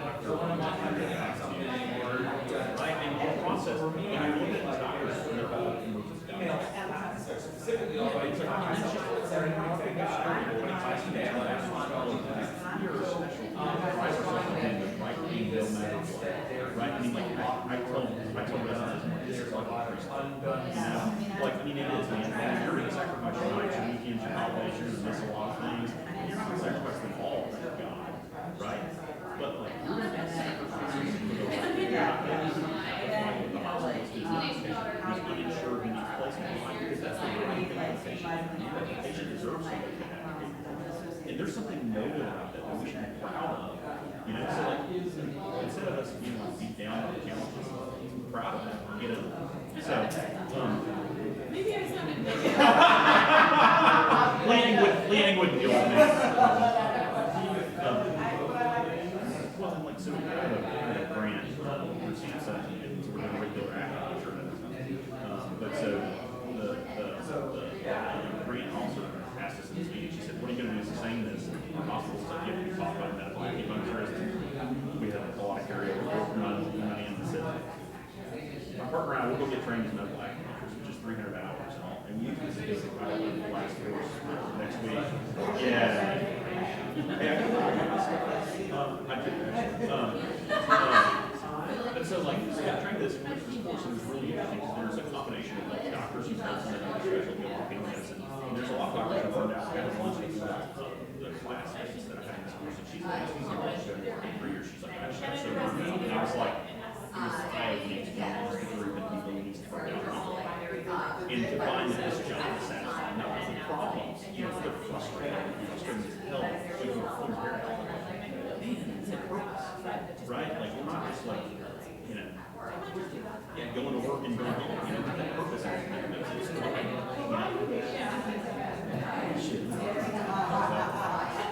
but anyway, so I had that combination of things where I've like had these experiences that make me feel like I want our next generation of folks, you know, behind us to have a better experience. I want to perform it to the highest level of possibility, I want our patients to get that security. And I want it to be financially viable. You know, and like the reality is that's why all these hospitals are going to these community sites, because nursing hospitals are booked and physicians, right, don't give a shit, you know? Well, I think it's not just negative, but I agree with you. I think what I break down is all the other stuff, but I'm not letting it go like This is like one side of the coin, other side's head, right? Like, I believe in have a soul work that's pretty awesome, and I see all the extra threats, and so like, I think that was what kind of like, how do we, but I mean, like, it's a little bit like, when we see Samin's production, right? Like, the hospital leadership stuff is like, how do we take ownership of this to be able to tackle the threats, right?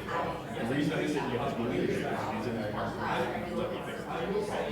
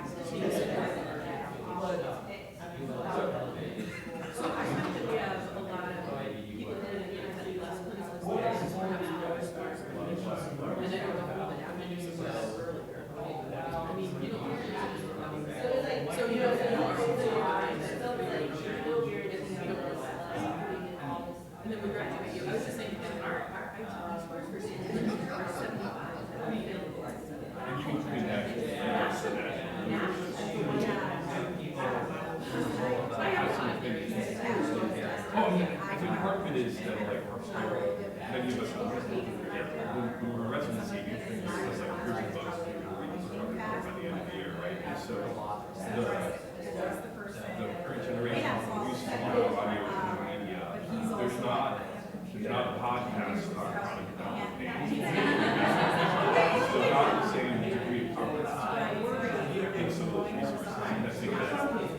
Yeah. I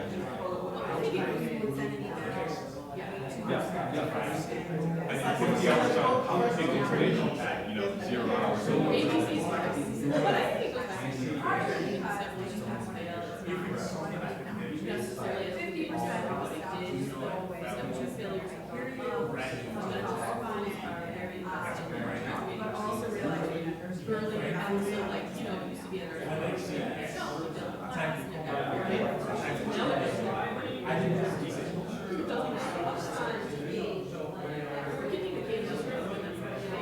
so my big worry is not, and not negatively, not like I don't think we should do this, but my big worry is like, how are we going to get good at this?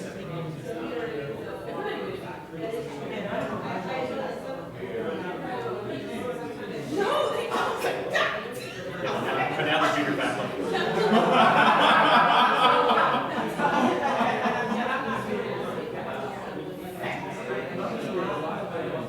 Because they do that, right? Like, so I feel like I've had a lot of faculty approach me for how to be developed to, ask me to put insights and get all around me, like not be seeing the numbers. Like, I feel like a lot of them have insights. I'm much more worried about the people who think that that's just what it is, so I'm not doing it.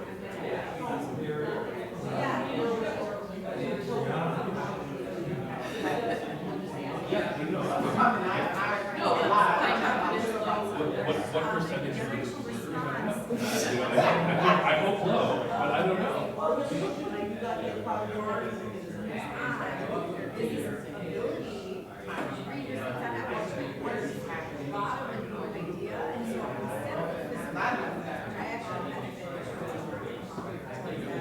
My physical presence is less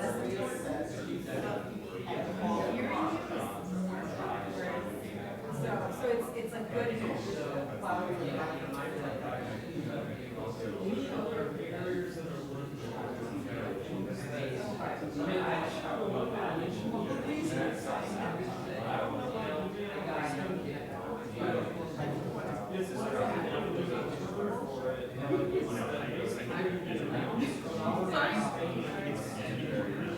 There's a bit of an existential question, and I think it's not just our specialty. So like I've used, for example, when I was a resident, senior faculty, one of the deans at training, and one of the deans, Lucas, who had been a chairperson, said, how do we work this over in parts? And I went with Growth, and he said, why we're out loud. He said, well, 5 years of shoot fighting this at our institution, and quite frankly, it doesn't support grades. And I was like, shit, it doesn't support grades. And I was like, he struggled with his terms, and it's a whole state interest in your business. They're more than welcome to. Please stop down and get some great ones. But he struggled with his how do they address it? And I'll tell you, see any barrier from the student application until graduating residents, the greatest barrier to them becoming in protecting society and small businesses, small groups, they move ahead over time, including those like she's going to need to go this year, right? Pass-fail, pass-failers. I think they told us that only 70% of the students right, and then they do that for transitioning so that they can say, okay, 100% of their people. So they go to team out, it's like, these are people who should have failed, and they should have just not been done first. But in a state, they're trying to bring up because they need more doctors. People working sometimes good doctors, they don't need bad doctors. Right? And so for me, like a big focus of ours now, and all this solve the system that they have. I see people like faculty, treat other faculty members poorly, and I'm like approaching that conversation. Okay, so like, how do we provide this? That's an existential question, but it's one that's delicate because like you can't just go in and go, the GI person sucks here, and you need to get a different GI person. I really said basically that because my wife had to go to I sent an email to the chancellor and said, hey, this is all the stuff. She's on the CEO on this program. These are all the great things that they have. Why don't we do some of these things? And it's like instead of using the picture, yeah, exactly. So I think that's where we're at in healthcare in general. Is we're trying to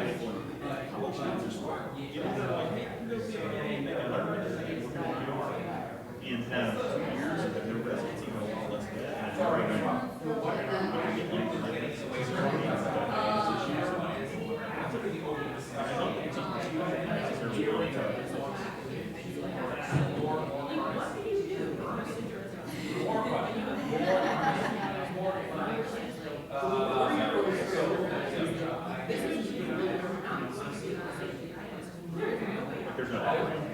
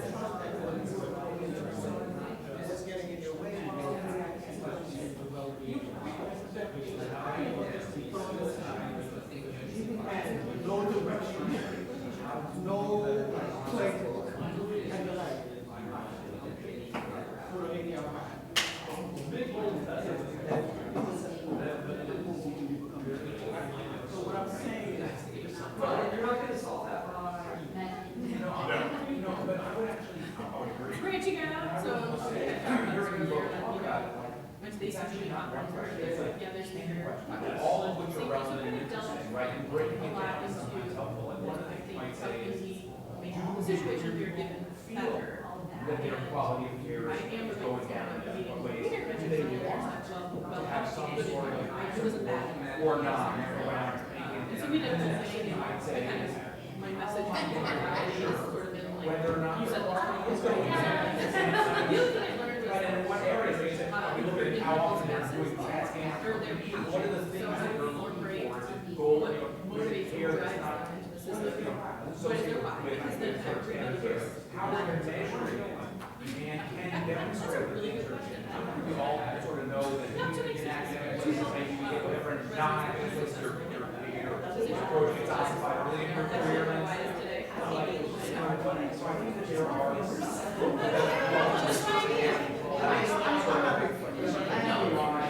No, it's when you ask me, I'm not sure what my why is.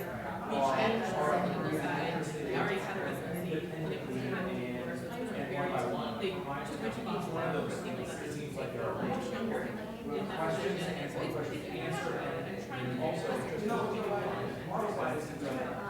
there you go. That's going to be valuable for the kind of interventions that we're designing for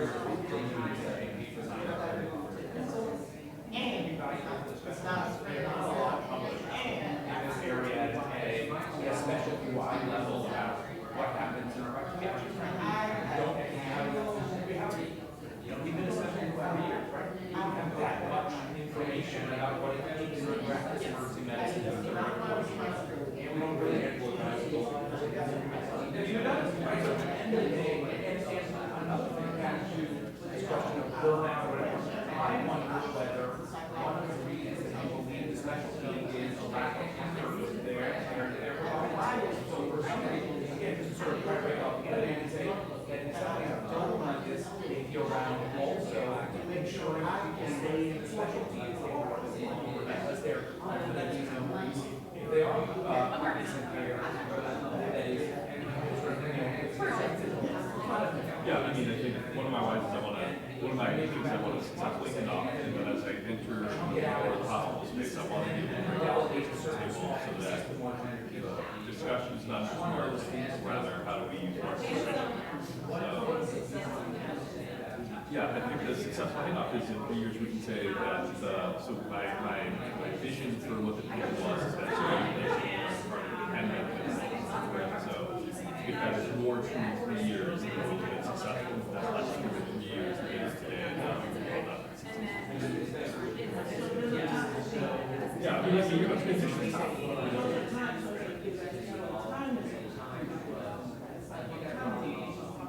partner with academics, like,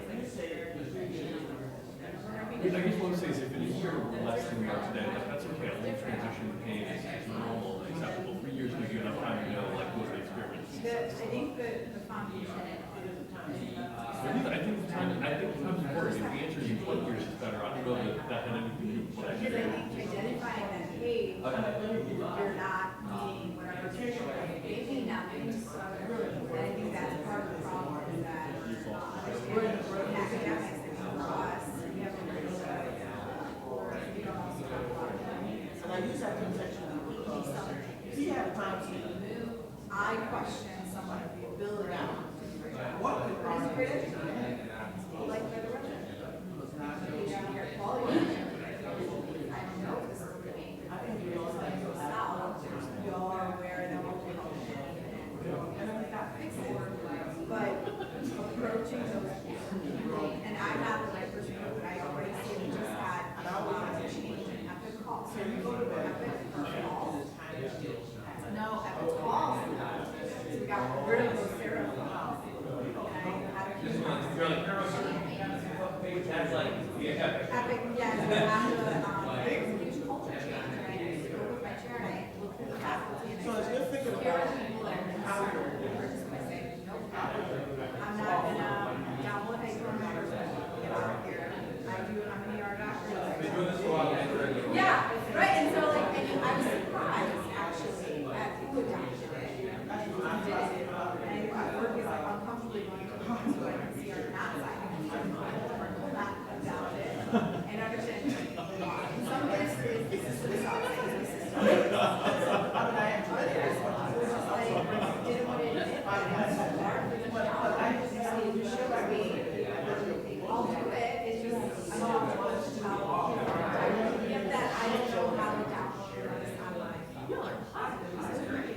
That is like this group, right? Like I think the people who want to do this are here. and believe it or not, that's how you feel. We may not just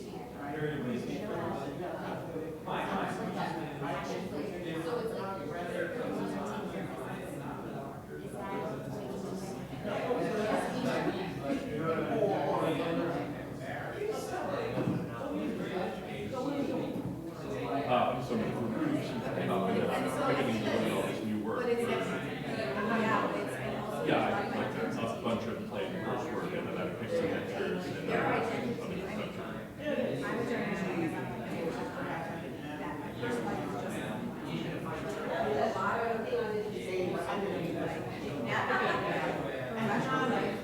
other They don't have it. Everyone has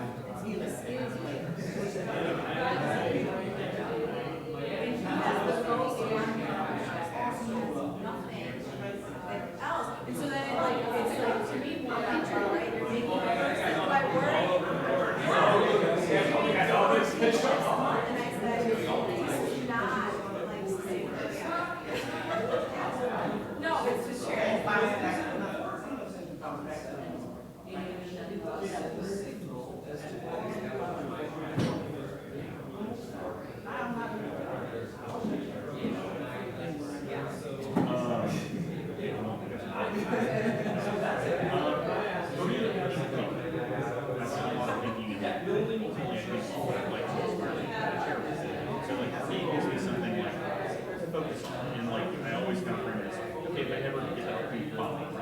Something to sort of focus on leadership and move towards. And as I've kind of gone through that, I'm slowly like, having a lot on my plate, and I think you have kind of the, they refer to this in law firm stuff, there's like the minders, the people who know the rules, and they're your there's the grinders, which are like the people who are going to work doing the shifts and making the money for the institution, and then there's the finders, the people who are figuring shit out. And so I think it's one of those that like I really want to be trying to find out things and think about these problems and try to grow us as an institution. And for me, I think like where I'm at now, we tend to be like flagship institutions. There's some other educational institutions, and I tend to find a lot of problems, and I try to bring those up because I don't like unabashed like self-gratification. Right? Like we use our last meeting to send emails about how everything's great, the greatest at this. opposite. I go, like, I looked this up. All our best customers slogan, I thought we should have a slogan. There's things that you're the best. We should have picked the best, not their best. We should put a picture of ours in. And so I looked it up and I said, no, what Arkansas and Kansas is at the top. I got back and forth and went, this. I said, no, this. And what? I said, no. And I said, this just bothers me. It just bothers me. I was like, I just don't like their lines to me. And I was like, I want to get the right people. I want to get them the right resources. And I want to get them in the right position so that you can be the best possible as an institution for our patients, for our residents, right? For pushing boundaries and all that. That's what I want. And trying to figure out the right people to get on the bus and the wrong people that might get out of our way is something that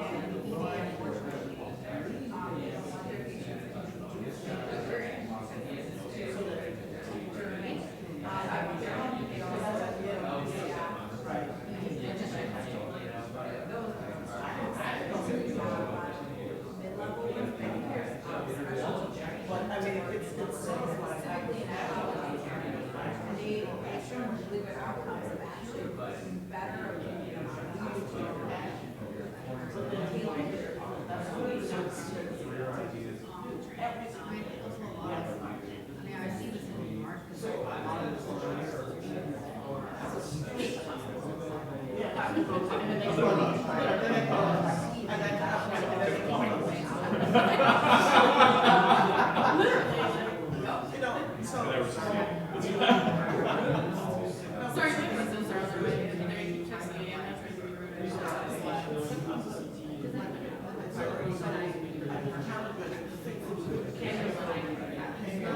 to be rude. Like me writing a paper, this is like they still have this, so like I think one of the reasons why the idea is that all of us are going to die, right? And if the residents you train fall on their face because you died, right? My fellows keep doing their job, ultimately in class, right? The system will come and like stuff fails, active development fails, right? Right? Our success is seeing these institutions, train people that we pour ourselves into, as you said, are able to outlive us, right? And kind of keep the mission going. I think that mission focus is really important. Well, I'm saying that's where my struggle is. I agree. With how we fit it into the community.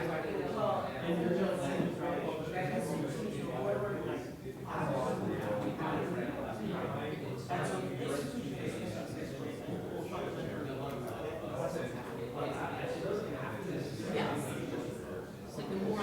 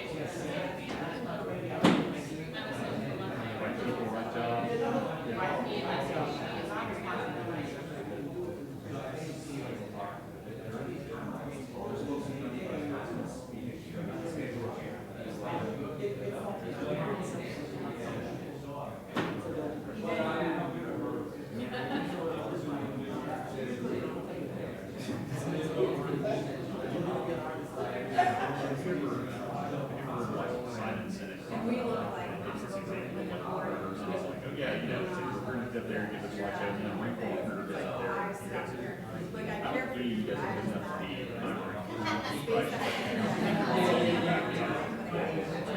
right? And it's like, I mean, I also think like the existent programs and that's a problem. Like, how do you get the masses? So the programs need to get a lot better. And my own concept, I'd rather train 2 residents a year that really want to be there and work their ass off and start taking me rather than training 10 residents per class. But someone will like, oh, you know, and personality doesn't fit. It's just, oh, work ethic there, not there. It's like, how many people are like, I'm thrilled to be here. I'm going to be a sponge, teach me everything you can.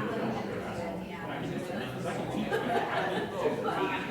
You got to be willing to say, I will train you. But feel like is success instead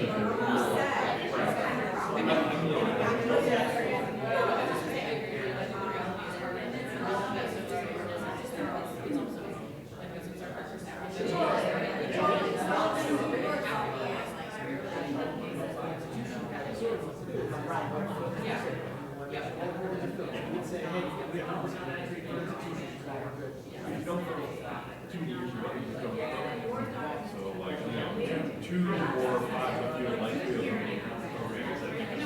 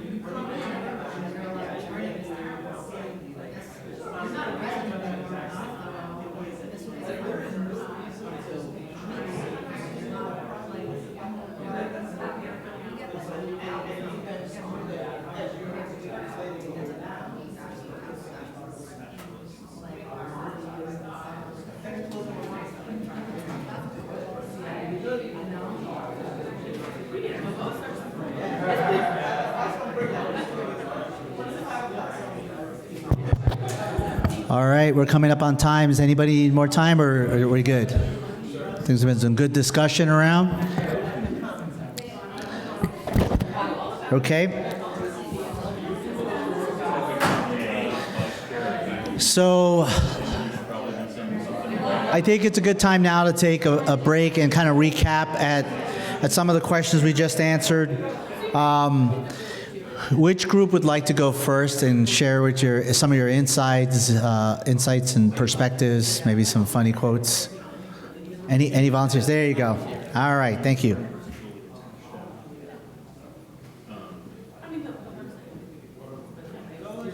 Morning, everybody. I've been cheerfully voluntold to go first. First we talked a little bit about, we didn't quite answer question number one, but we talked we talked a bit about kind of why are people at the table here, and one sentiment that came out was people feeling stuck where they are, having perhaps achieved sort of a significant amount of niche expertise in something, but not being certain where to go next, or how to build on that. Or in some cases having stepped back and wanting to step back in, but not knowing the right way to step back in. In terms of things that are getting in the way, some themes that surfaced within our group were a lack of a clear next path. You know, I think that's sort of the definition of mid-career, is the next step isn't clear. And so pivoting from that, identifying sometimes the lack of assigned mentors or the lack of mentorship or leaders in the department proactively asking, you know, what somebody's looking for, and so needing to create spaces for those conversations about what's next. We discussed what skill sets, you know, people individually might bring to the next phase, be able to bring to, you know, a leader or a chair in the department or something to say, this is what I have to offer, what can we build around that? We also talked about that comparing oneself, sort of where you are in your career, to somebody who took a totally different path or had different resources or things, can lead to unproductive negative thinking that doesn't really sort of help you get unstuck. It just helps you feel bad about things. So we acknowledge that at least. I'm not going to share people's individual commitments to next steps. Yeah, those are the big themes.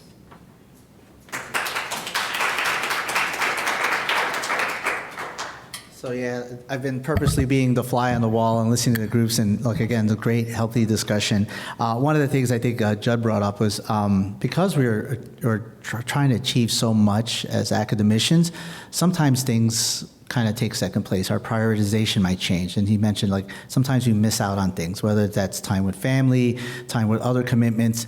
And one of the things that I learned from my coach, and I thought it was very important, because we always hear about like work-life balance, right? It's like, yeah, work-life balance. We all know it's not 50-50. And one of my coach told me, he's like, it's really not balanced, because it can never be balanced, right? That's what the word balance means, is literally that, to balance. And can you ever really balance your work life and your academic life, your administrative life, all those things? He says it's really about work-life harmony.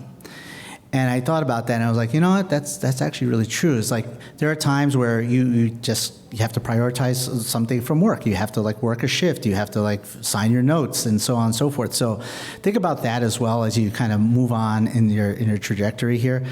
So just think about more like harmony as opposed to balance, because balance is wonderful, but we can never really get true balance. You know, people who work night shifts, they're circadian rhythms off, so right off the bat they're off balance. So thank you very much for that. Let's have the next group come up. Mark, you mind? Sure. All right.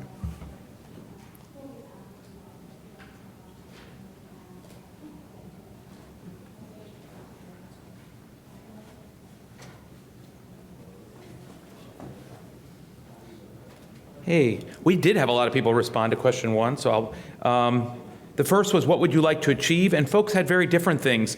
Some folks are interested in becoming a formal coach, exploring leadership opportunities in a new role, building a strategic vision for patient safety, and thinking about transitioning an emergency medicine section into an emergency medicine department. Thinking about how to narrow among several responsibilities, liking aspects of all of the things that you're doing, but recognizing that doing them all is not close to sustainable. Thinking about waiting, thinking about patience, because there are a few opportunities in a department with many senior people already occupying many of the leadership roles. And then thinking about mentorship effectiveness and how to become a more effective mentor. So a lot of different things, but I think a lot of things that probably were talked about in other groups as well. And then what are the things that are getting in the way? And no big surprise, but the most important thing or the most central thing is time. And that's something that people came back to over and over again. People also talked about emails and the to-do list, the sort of never-ending list of things and people that want a question answered, or frankly, that have their own priorities. And so helping to manage other people's priority lists rather than your own. The sandwich generation. We're in the middle of our careers, but we're also, many of us, providing care to children and also providing care to older adult parents and older adult family members. And so thinking about where we fit in the sandwich generation and the importance of our role as family members, in addition, of course, to the work-life balance challenges that you mentioned earlier. And then also, in some ways, an interesting thing that I haven't heard people talk as much about, but I think is really something that came up in our group, is we're kind of the clinical sandwich generation as well. There are senior folks who have many of these leadership roles, and then there are some places that can't hire junior folks to take on some of the roles that folks in mid-career have. And so it's sometimes hard to pass things down and sometimes hard for folks to get on new stuff as well. So that was different folks from the group, but very interesting. And then the third question was, have you identified an area you want to commit to or explore more earnestly? And Mark Courtney really framed it in a way that I think many of us thought was really helpful, and I wrote down and certainly plan to think about myself, is what would you do if you knew you would succeed? What would you do? What would you choose to do if you knew you were not going to fail? If you knew you were going to succeed, you had no chance of failure, what then would you choose to do? It was an interesting way to frame it, and I think for many of us very helpful. Delegation was a big thing, thinking about mentorship by delegation, improving quality of care and care improvement by mid-career physicians. In other words, thinking about changing the culture and changing the way that people looked at quality of care, and think about going into a new role. But ultimately, I think the idea about what are the big things that you might be interested in doing if you weren't listening to the daily, hey, but maybe you're not going to be successful. I thought, thanks again to Mark, but that was really helpful. Thanks.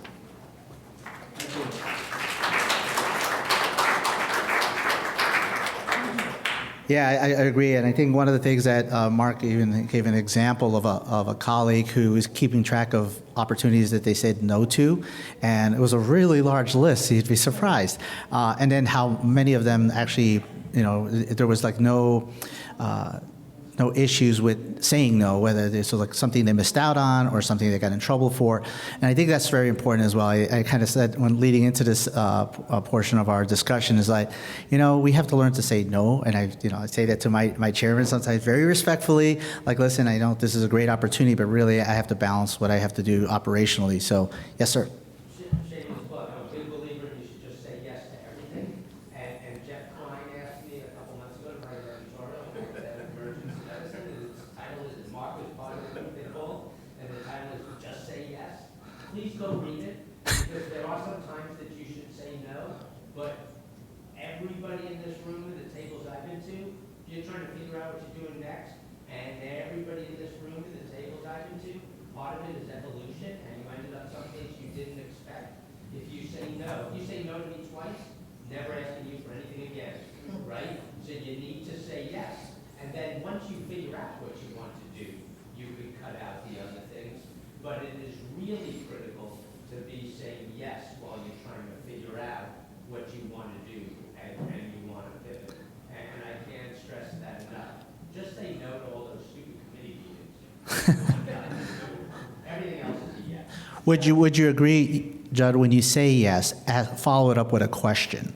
With like, yeah, it sounds like a great opportunity, but what exactly would you expect from me, and how would you want me to be successful in that role? Because if you just say, just jump on this committee or do this project, sometimes I'm like, okay, I could do that, but like, what exactly is the ask? If the ask is like, just you need a body there, then I don't really think that's for me. But if it's somebody who you can actually, using my expertise, I can contribute to a committee and maybe something will benefit not just myself, but the department, I'm all in for that. So I think that's a good friendly amendment. And Yeah. I accept.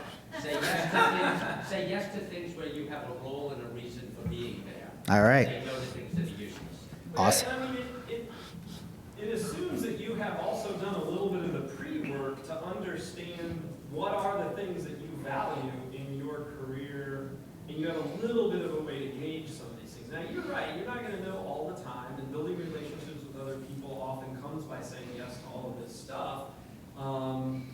But the point is, you will be asked to be on a lot of go-to meetings that you are simply just logging in on Zoom and just one among many faces on a Zoom screen. And so knowing what you're getting into is pretty important. Knowing Absolutely. how that's aligning with your values and your strategic plan for yourself is important. And at this point in you guys' career, you should have done some of that thought. When you're really junior, maybe not. And just say yes to everything and see how it all shakes out. Right. There's a great concept called task generators. So there's certain things you're asked to do that simply just generate more overhead, simply just generate more tasks. Those are the things you got to be very cautious about. Mm-hmm. Versus other things that, okay, I understand what this scope is, I understand what this time commitment is. So that's an important thing to kind of think about. Yeah, so I'm going to, rephrase what I said once before. So don't say yes to, ridiculous show up at the meeting things. When I think of saying yes, when I interviewed for my job that I currently have, remember I'm Chief Virtual Care Officer, I interviewed for a job that didn't have that title, and the CEO said, hey, what do you know about telemedicine? You want to go to the telemedicine program? You want to start and run the telemedicine program? And I said, I got it. And literally the next day, didn't even have a job. I was on a phone call doing a deal with the CEO of a telemedicine company. Brendan Carr, who's speaking at the keynote tomorrow, had to teach me what telemedicine was. I'm like, it sounds like a big project. I'll do that. That's a challenge, and that's a theme I've heard everyone do. I'm happy to do the big things. Show up on meetings. I mean, even in that editorial where I was supposed to say yes to everything, I said at the other table, I said, if you're on a committee, decide how often you're going. If you're just one of the 80 people on Zoom, even if you can go, don't. Like, say yes, just don't go. They don't care. They just need a reason. Well, just real quick, but what also you're hearing from him is sometimes you bet on yourself. Exactly. Facts. Yeah, absolutely. All right, transitions to Jesse's group in the back.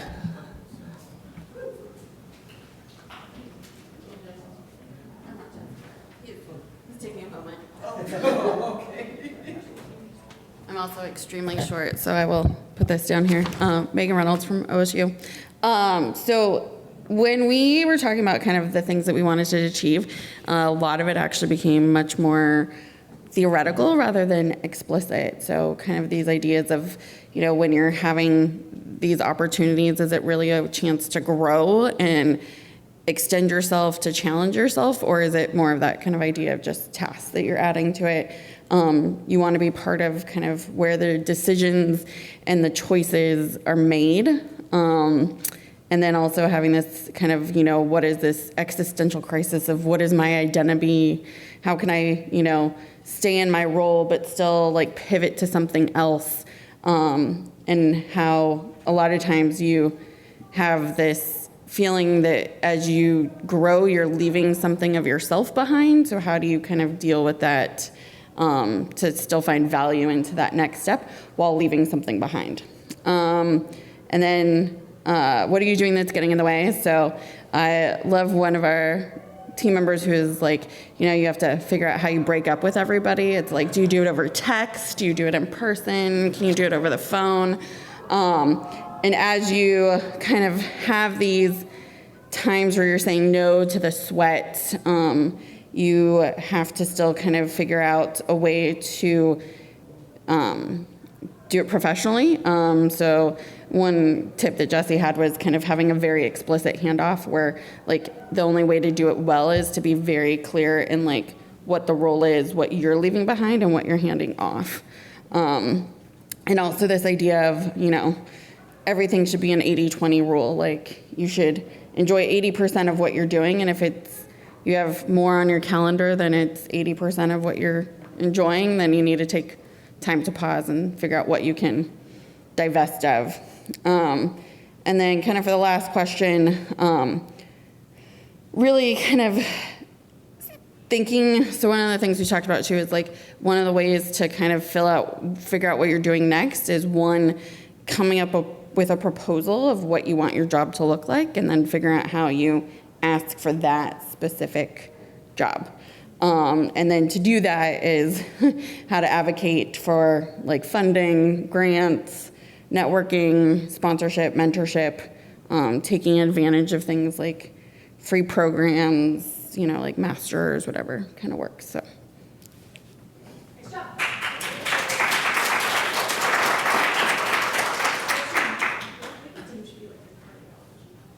Yeah, that was great. I again enjoyed being the fly on the wall in that conversation, and I think one of the things I took away from that discussion as well is like on the last point she was talking about, look at your job and what exactly you do every day, and I think a very good exercise is like, if your job has a job description, like re-review it and see if like, and it actually sometimes will, if they're smart, they'll put a disclaimer in your job description, this may not include all the tasks associated with this position.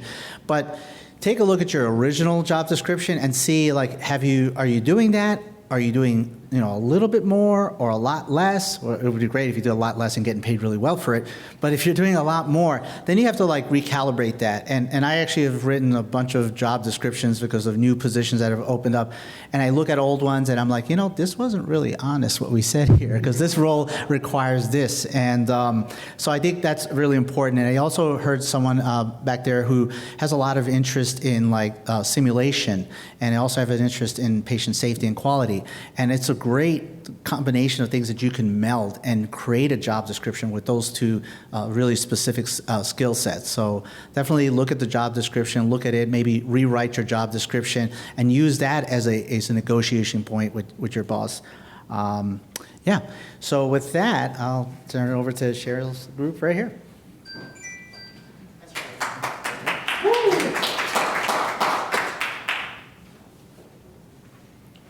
Hey all, I'm Nick Thayuni. I'm one of the faculty at Michigan.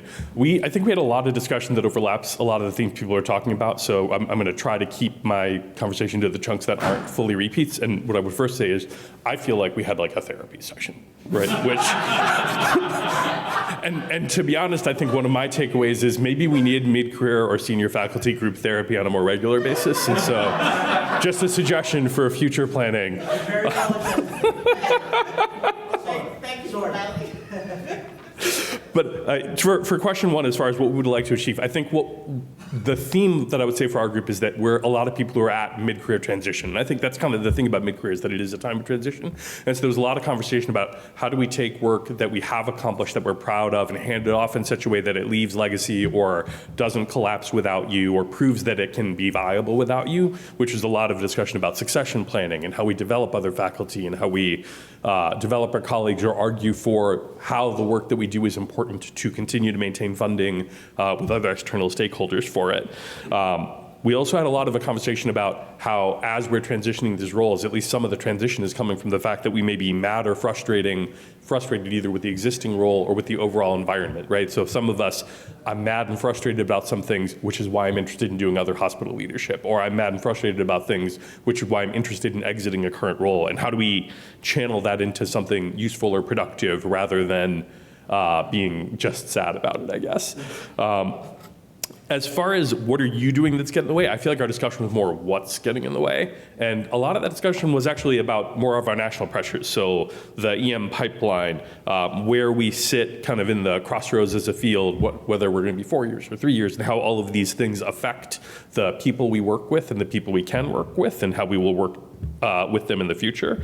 And then for the I guess things like, I don't want to just blame admin, but rather the ways in which our bureaucracy may perpetuate bureaucracy more than effectiveness, and how we either get past that or seize the means of production of it to do better things with it.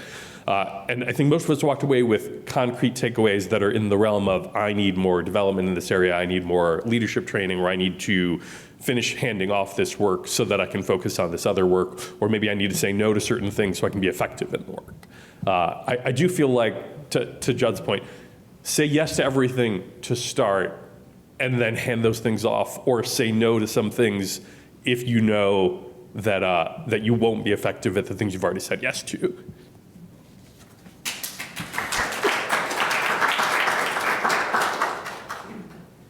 All right, we're doing really well here.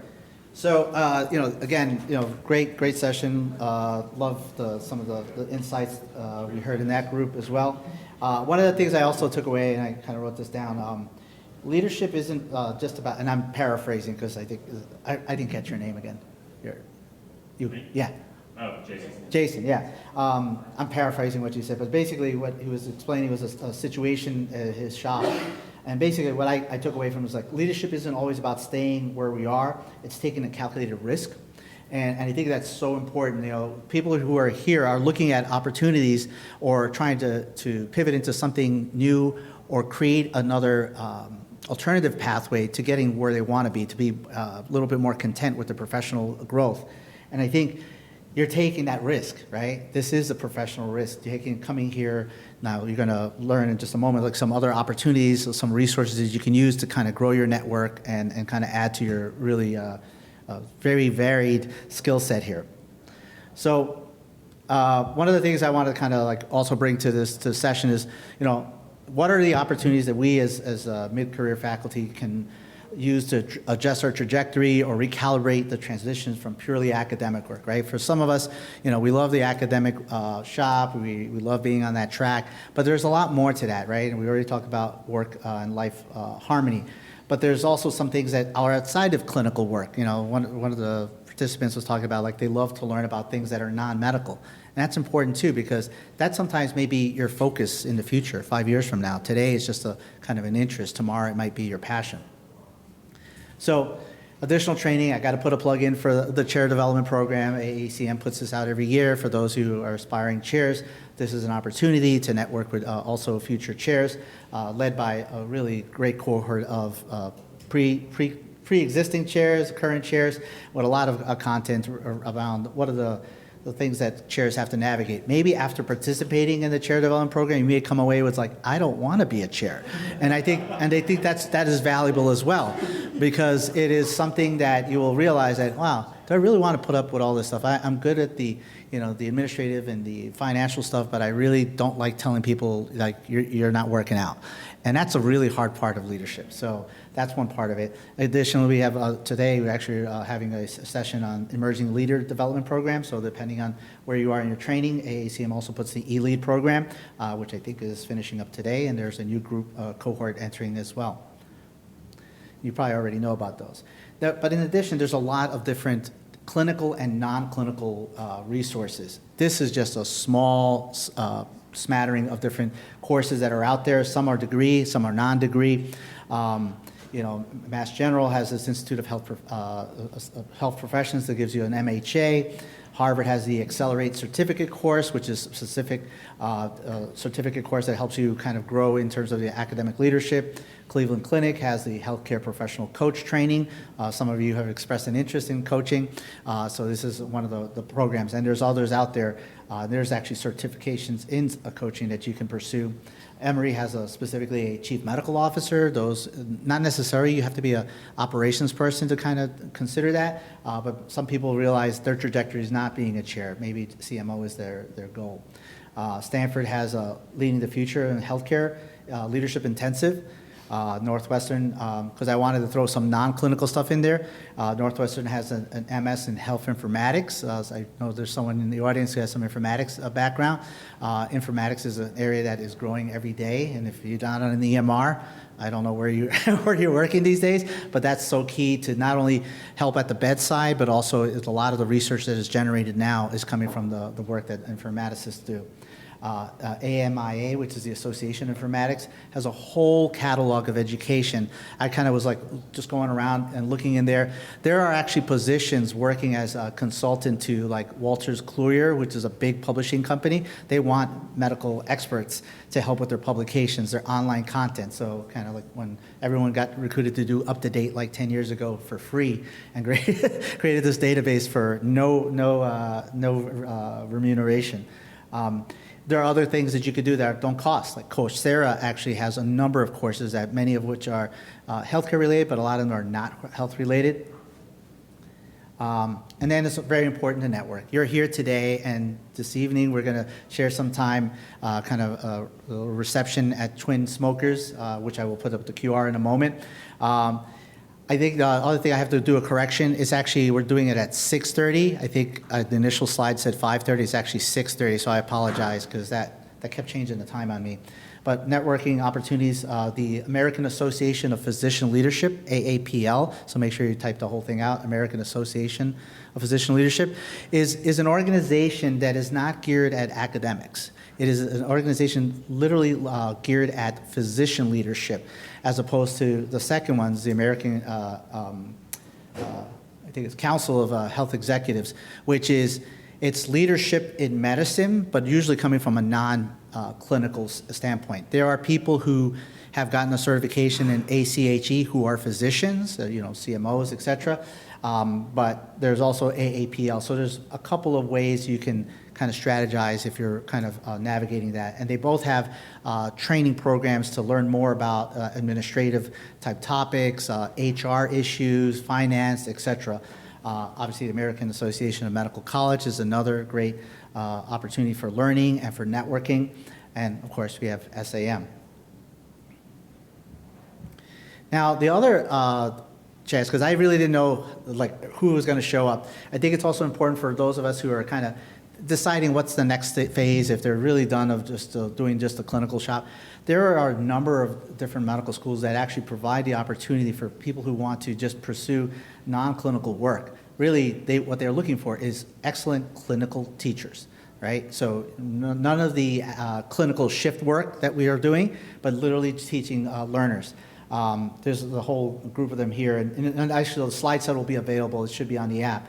But one thing I'll point out for my institution, in particular, Medical College of Wisconsin, so we have a couple of campuses, and where we really have a great need for clinical instructors is actually in our community shop up in the upper part of Wisconsin, where most physicians practice in the urban cities, right? So when people are training in Green Bay, they're like, I only have one person who's an expert in pulmonary medicine.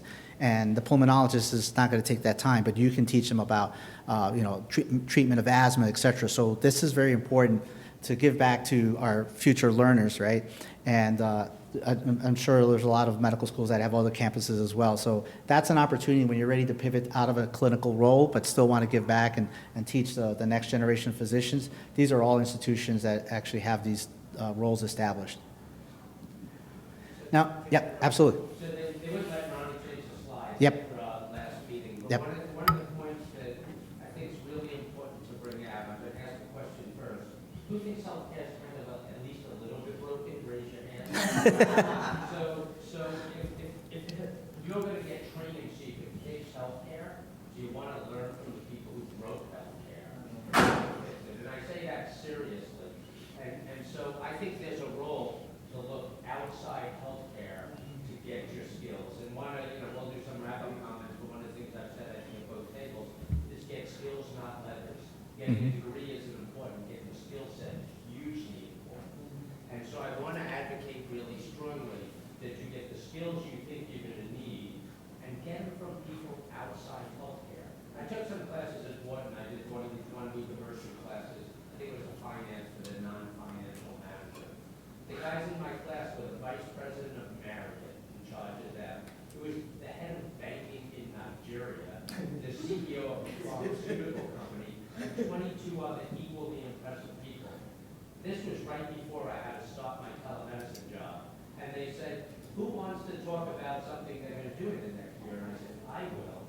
I now had 25 of the smartest minds who never weren't in healthcare thinking about how can I make this work, from the Marriott IT tech guy to the banking people to do this. Really different than sitting in a room with a bunch of CMOs and doctors trying to figure out how to do it. So at least from my experience, I can't stress that enough. Like, look for classes outside of healthcare for people who didn't break healthcare. I agree. Thanks, Judd. So what comes up not infrequently is the possibility of a sabbatical. Does your program, does your medical school support a sabbatical program? So here's a little data. There's a study by Robiner in 2021. It was a survey of deans of U.S. medical schools, and only 53% of those reported faculty actually taking a sabbatical in the previous 3 years. And from the time of the survey, most of the people who took sabbaticals, not surprisingly, were PhDs. And I'll add, it was mostly white males who took the sabbatical. So rarely do you see any URM people taking sabbaticals. Rarely do you see clinical folks. It's mostly the non-clinical folks who take these sabbaticals. In comparison to other institutions of higher learning, medical schools were least likely to take sabbaticals. The Bernstein study, which was in 1998, I believe, looked at academic EM programs and found that out of 108 programs surveyed, only 48% or 52 programs reported a formal sabbatical program. And of those that actually had a sabbatical program, only 36 reported that emergency medicine was eligible for the sabbatical program. So something to kind of think about is some people are thinking like, I'd like to take a sabbatical. First off, find out if your institution has that opportunity and how successful has your department been in leveraging some candidate to take a sabbatical. And then there are people who do an informal sabbatical, which we'll talk about as well. And that is very important, depending on your department's finances, because as Judd said, and many people have said, it's like, when you take time off, that means someone else is working your shifts, right? So you really have to plan ahead. It's really difficult to plan a sabbatical when you're like a lecturer, right? It's like, I just got a residency, I want to do a sabbatical. Well, it's kind of hard because you're working a lot of shifts, and it's hard to find someone to cover all the shifts. When you're in your mid-career is the time when you have protected time where you can maybe move your shifts around, plan ahead. We actually have a program where we bank our shifts. We know you want to take a long vacation, or if you want to take a 3-month period where you want to learn some special skills. So planning in terms of time-wise, financial planning, how is this going to affect the department's finances, because they're going to look at that as well. How will the shifts be covered is super important in how to do that.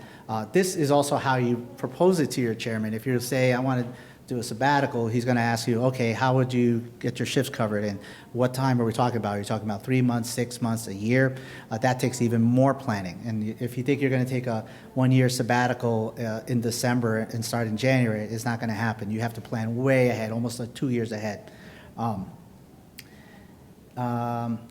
with that, I want to also share what we're doing currently at Medical College of Wisconsin. And this is new. We met on February 5th of this year. And out of 18 faculty, 16 who were at the associate level or having more than 10 years of clinical practice were invited to a luncheon to discuss how the Department of Emergency Medicine could support further faculty development for our experienced faculty. as not surprisingly, given what I showed you about the attrition in our specialty, it was predominantly male. Dr.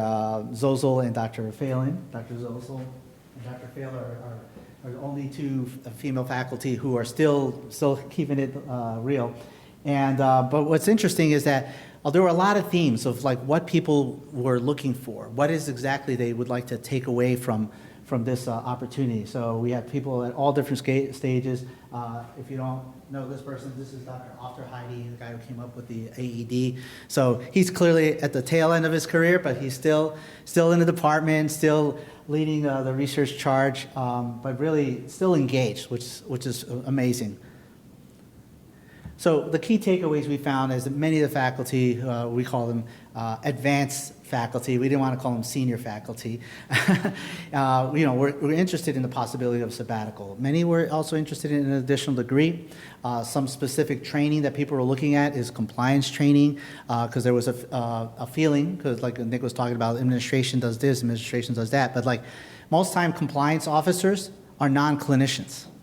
So they just look at metrics and they look at the risk of something, and they really will not think about the other aspect of like, well, we're held to the EMTALA standard. That makes it a little bit difficult for us to follow this rule, because I still got to take care of the patient at the end of the day. There are also a number of certificate courses. I think I expressed to you, one of my colleagues who's EMS was specifically looking at training in mechanical circulatory support, which I thought was like a great use of that time. Developing coaching skills. And we already kind of went into a couple of the courses that teach that. And then more importantly is having some kind of sustainability and kind of leading into the future. So our goal is to create an advanced careers faculty guide, which will provide people what are the options, how do you plan for a sabbatical, if you're going to take a sabbatical, how do you plan your schedule, how are the financial aspects of it, and then give all these resources that I kind of shared with you now. Some of the resources, as to Judd's point, they're not necessarily clinical. Some of them may be informatics, something totally non-medical at all, might be finance, etc. I actually want to open this up to the panel and see if anybody's institution is currently doing anything for experienced or senior faculty to kind of continue this professional development. Does anybody have a specifically geared to mid-career or senior faculty, or advanced faculty as we call them? Nobody. I have a question. Yeah. What about like Fulbright scholars, right? So like classically think Fulbright scholars as being like undergrads or people who just graduated undergrad. There actually have Fulbright programs that are open for clinicians as well. They come in like 3, 4, 6 month and 12-month blocks. And every U.S. medical institution has a Fulbright program officer as well. So Yeah. I'm curious if any other, because that's on my bucket list of things I'd like to do at some point. So I've talked to our Fulbright officer about it at some point, getting into that. Yeah, I can't speak to the Fulbright scholarship. I do know there are some other leadership fellowships that are available, and there's actually an age limit. There's this one in particular that I think cuts you off at like age 45. So if you're under that, you do it. It's through University of Colorado, I believe. So there are a lot of fellowships out there, and it's specifically geared at mid-career. But that one particularly has an age cutoff, so I'm way above that. So. Oh yeah, Nick, could you share? So our chair just got a Fulbright. I forget what the most senior one is, maybe like I'm a strategic advisor for some other country, kind of a thing. And then one of our tenure track faculty does a lot of cardiac arrest research and has a Fulbright that's related to cardiac arrest and hospital arrest infrastructure in other countries. I don't know a ton of people about it, but I certainly text you. Yeah. Anybody else? Yeah. Because you talked about like bringing your group together, talking about maybe like talk about doing sabbatical programs. Where does the funding for that come from? Right. Because I'm sure that like instituting a program like that is very expensive. Right. How many shifts you're taking on the schedule for how many years and how many attendees. Right. It's a very costly program. Where is the money from that? Right, 100%. And that's why I said a lot of that is in the planning stage. So if you are like in mid-career and you do have protected time, you can kind of, depending on your department structure, well, they will allow some flexibility in like, let's say, taking 3 months off, but like working extra shifts in the beginning of the year. So it basically clears out your calendar for like 3 full months. So that usually is just basically just making the schedule work, right? But beyond that, there are discretionary funds that most attendees, most chairmen have at their disposal, and everyone has a different slush fund. I know ours is decent, but we use it very, very cautiously. We use it for specifically this program. We were very fortunate in the last couple of years. We did a lot of work around coding and billing, so we netted our department almost $4 million. Which the health system really loved. And so that give my chair a little bit more slush funds to kind of look into this. So it's a discussion with your chair, and it's a discussion you have to have way ahead of when you plan on doing this. Moving around your schedules is the easiest if you have the protected time to begin with, so that you can actually carve out that 3 months. So it might be like a year of working extra, a shift a month or two, so that you can have those 3 to 6 months off. But in addition, how to fund that clinical time is also a big important discussion as well. It is interesting because I meet with our scheduler every week, and I don't know if anybody has this at their institution, and there was a proposal saying that Friday night shifts should count as weekends. Who counts Friday nights as weekends? Well, when I heard that proposal, I'm like, kind of makes sense, but then we did the calculation of how many night shifts that was, and there was absolutely no way we could cover every Friday evening shift as a weekend shift, because our pretty much our standard is faculty work at least 2 weekend shifts per month.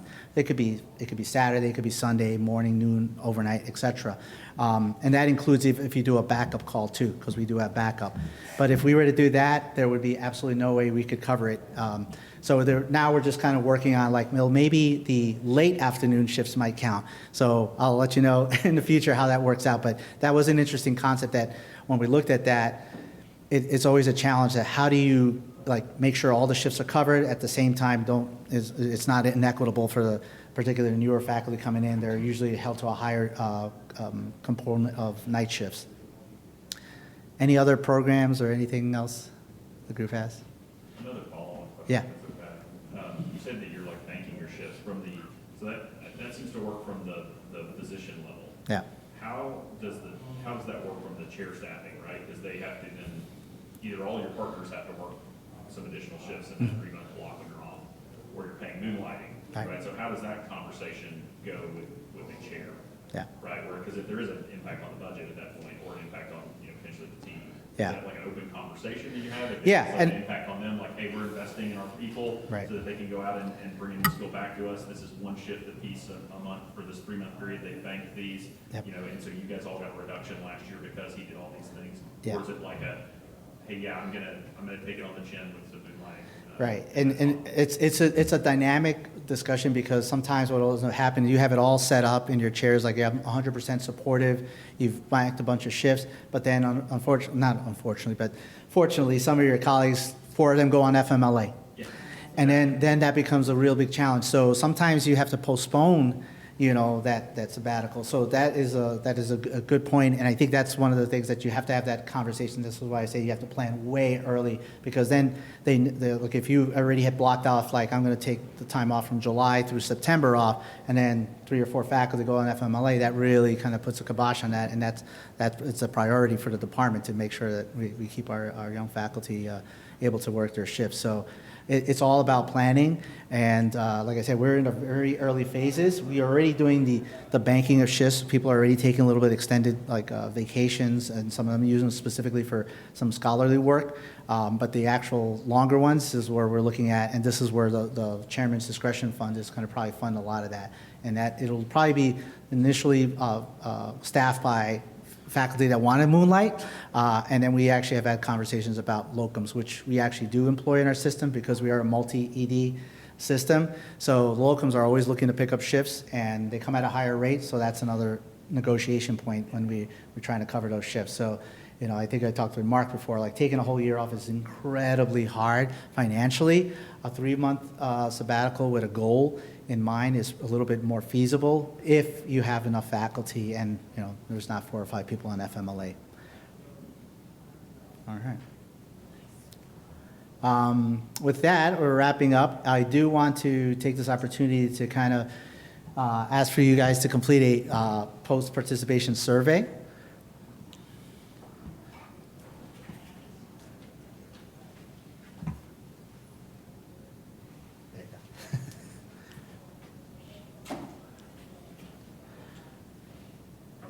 And did anybody not fill out the sign-in sheet?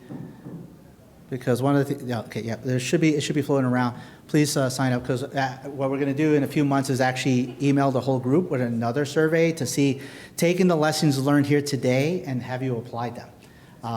I learned this from the Harvard development course, and it does really help. They actually have also made you like write something to tell yourself in 2 years. I can't believe they actually remembered to send us something in 2 years. What we thought we were going to achieve in 2 years. I can honestly say that I did not achieve what I hoped to achieve in 2 years, but at least I could get a survey out. That is on my bucket list. And lastly, we're doing really well on time. We're going to have, it's at 6:30 at Twin Smokers. This is actually the QR for directions. My understanding is about an 8 to 10 minute walk from here. So hopefully we can meet up again over a little drink or two or some food. I did ask them to get some vegetarian options as well, for those who do not like barbecue. And at this point, if any of the panelists have any other last parting words, we will actually end a little early. I just really appreciate this. I want to just thank Ronnie for putting all of the work.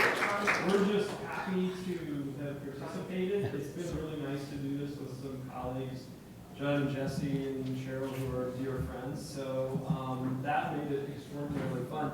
When I was first pitched this, I was kind of like, I don't know, like maybe this is going to be a lot of burnout, negativity, and we'll see. But you guys have really brought some, I think, phenomenal energy, enthusiasm, interest. I think you've been honest and vulnerable with what you're feeling and where you want to go. But I was really, really impressed with a lot of what I heard in terms of growth and desire for more, not just for you, but for the people that you serve in these leadership positions that are emerging. So I appreciate that. It's fun. I did say to my groups that if I can help you all in any way, I am available. I say this anytime I do a lecture on well-being or fulfillment or coaching or research development. And I always say, hey, I'm available. And it's interesting how rare that happens. So don't think that if you do send me a text or an email in the future and ask to talk out a problem or a challenge or think about growth or have an informal or formal coaching session that is a burden on me, because it's not, because a lot of times people just don't take you up on it because life goes on and that's all okay. And you've got resources where you're at. But I am happy to one-on-one work with any of you on these topics at all. I'm not part of the formal chair development program, so you may not see me there, but I'm all here all week and available and interested in helping in any way I can. Thank you, Mark. I'll just say that, and welcome to Atlanta. Atlanta is what we call it. And to say that you got this. You really got this, because I now have another career as a therapist. So You're all willing to I learned something. I got my own career next move. So I just want to say it's really been awesome. I mean, this guy right here did his thing. Co-panelists did his thing, but more importantly, you do your thing, right? I mean, I love the positivity, and I love the fact that while the shit may be on fire, that you got this, right? You wouldn't be here if you didn't.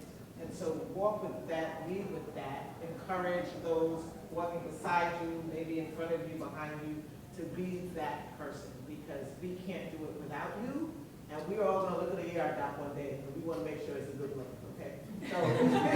So just say thank you to all of you for being here. We don't take it lightly. Appreciate it. Yeah, so my concluding comments are, Todd Philly, but Ronnie made all the slides in ChatGPT. We never started today.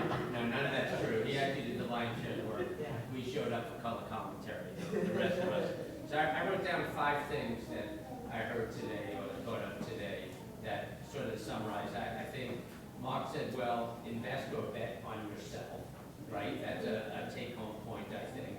I like to say all the time, get skills, not letters, right? That's really what people want, is they want people that can do stuff, not people that have 80,000 letters on their signature line after their name.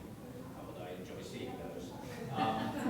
To me, the high value thing that you could demonstrate to someone that might want to give you a role is your work ethic, right? Because your work ethic, no matter what you're doing, generalizes to something else.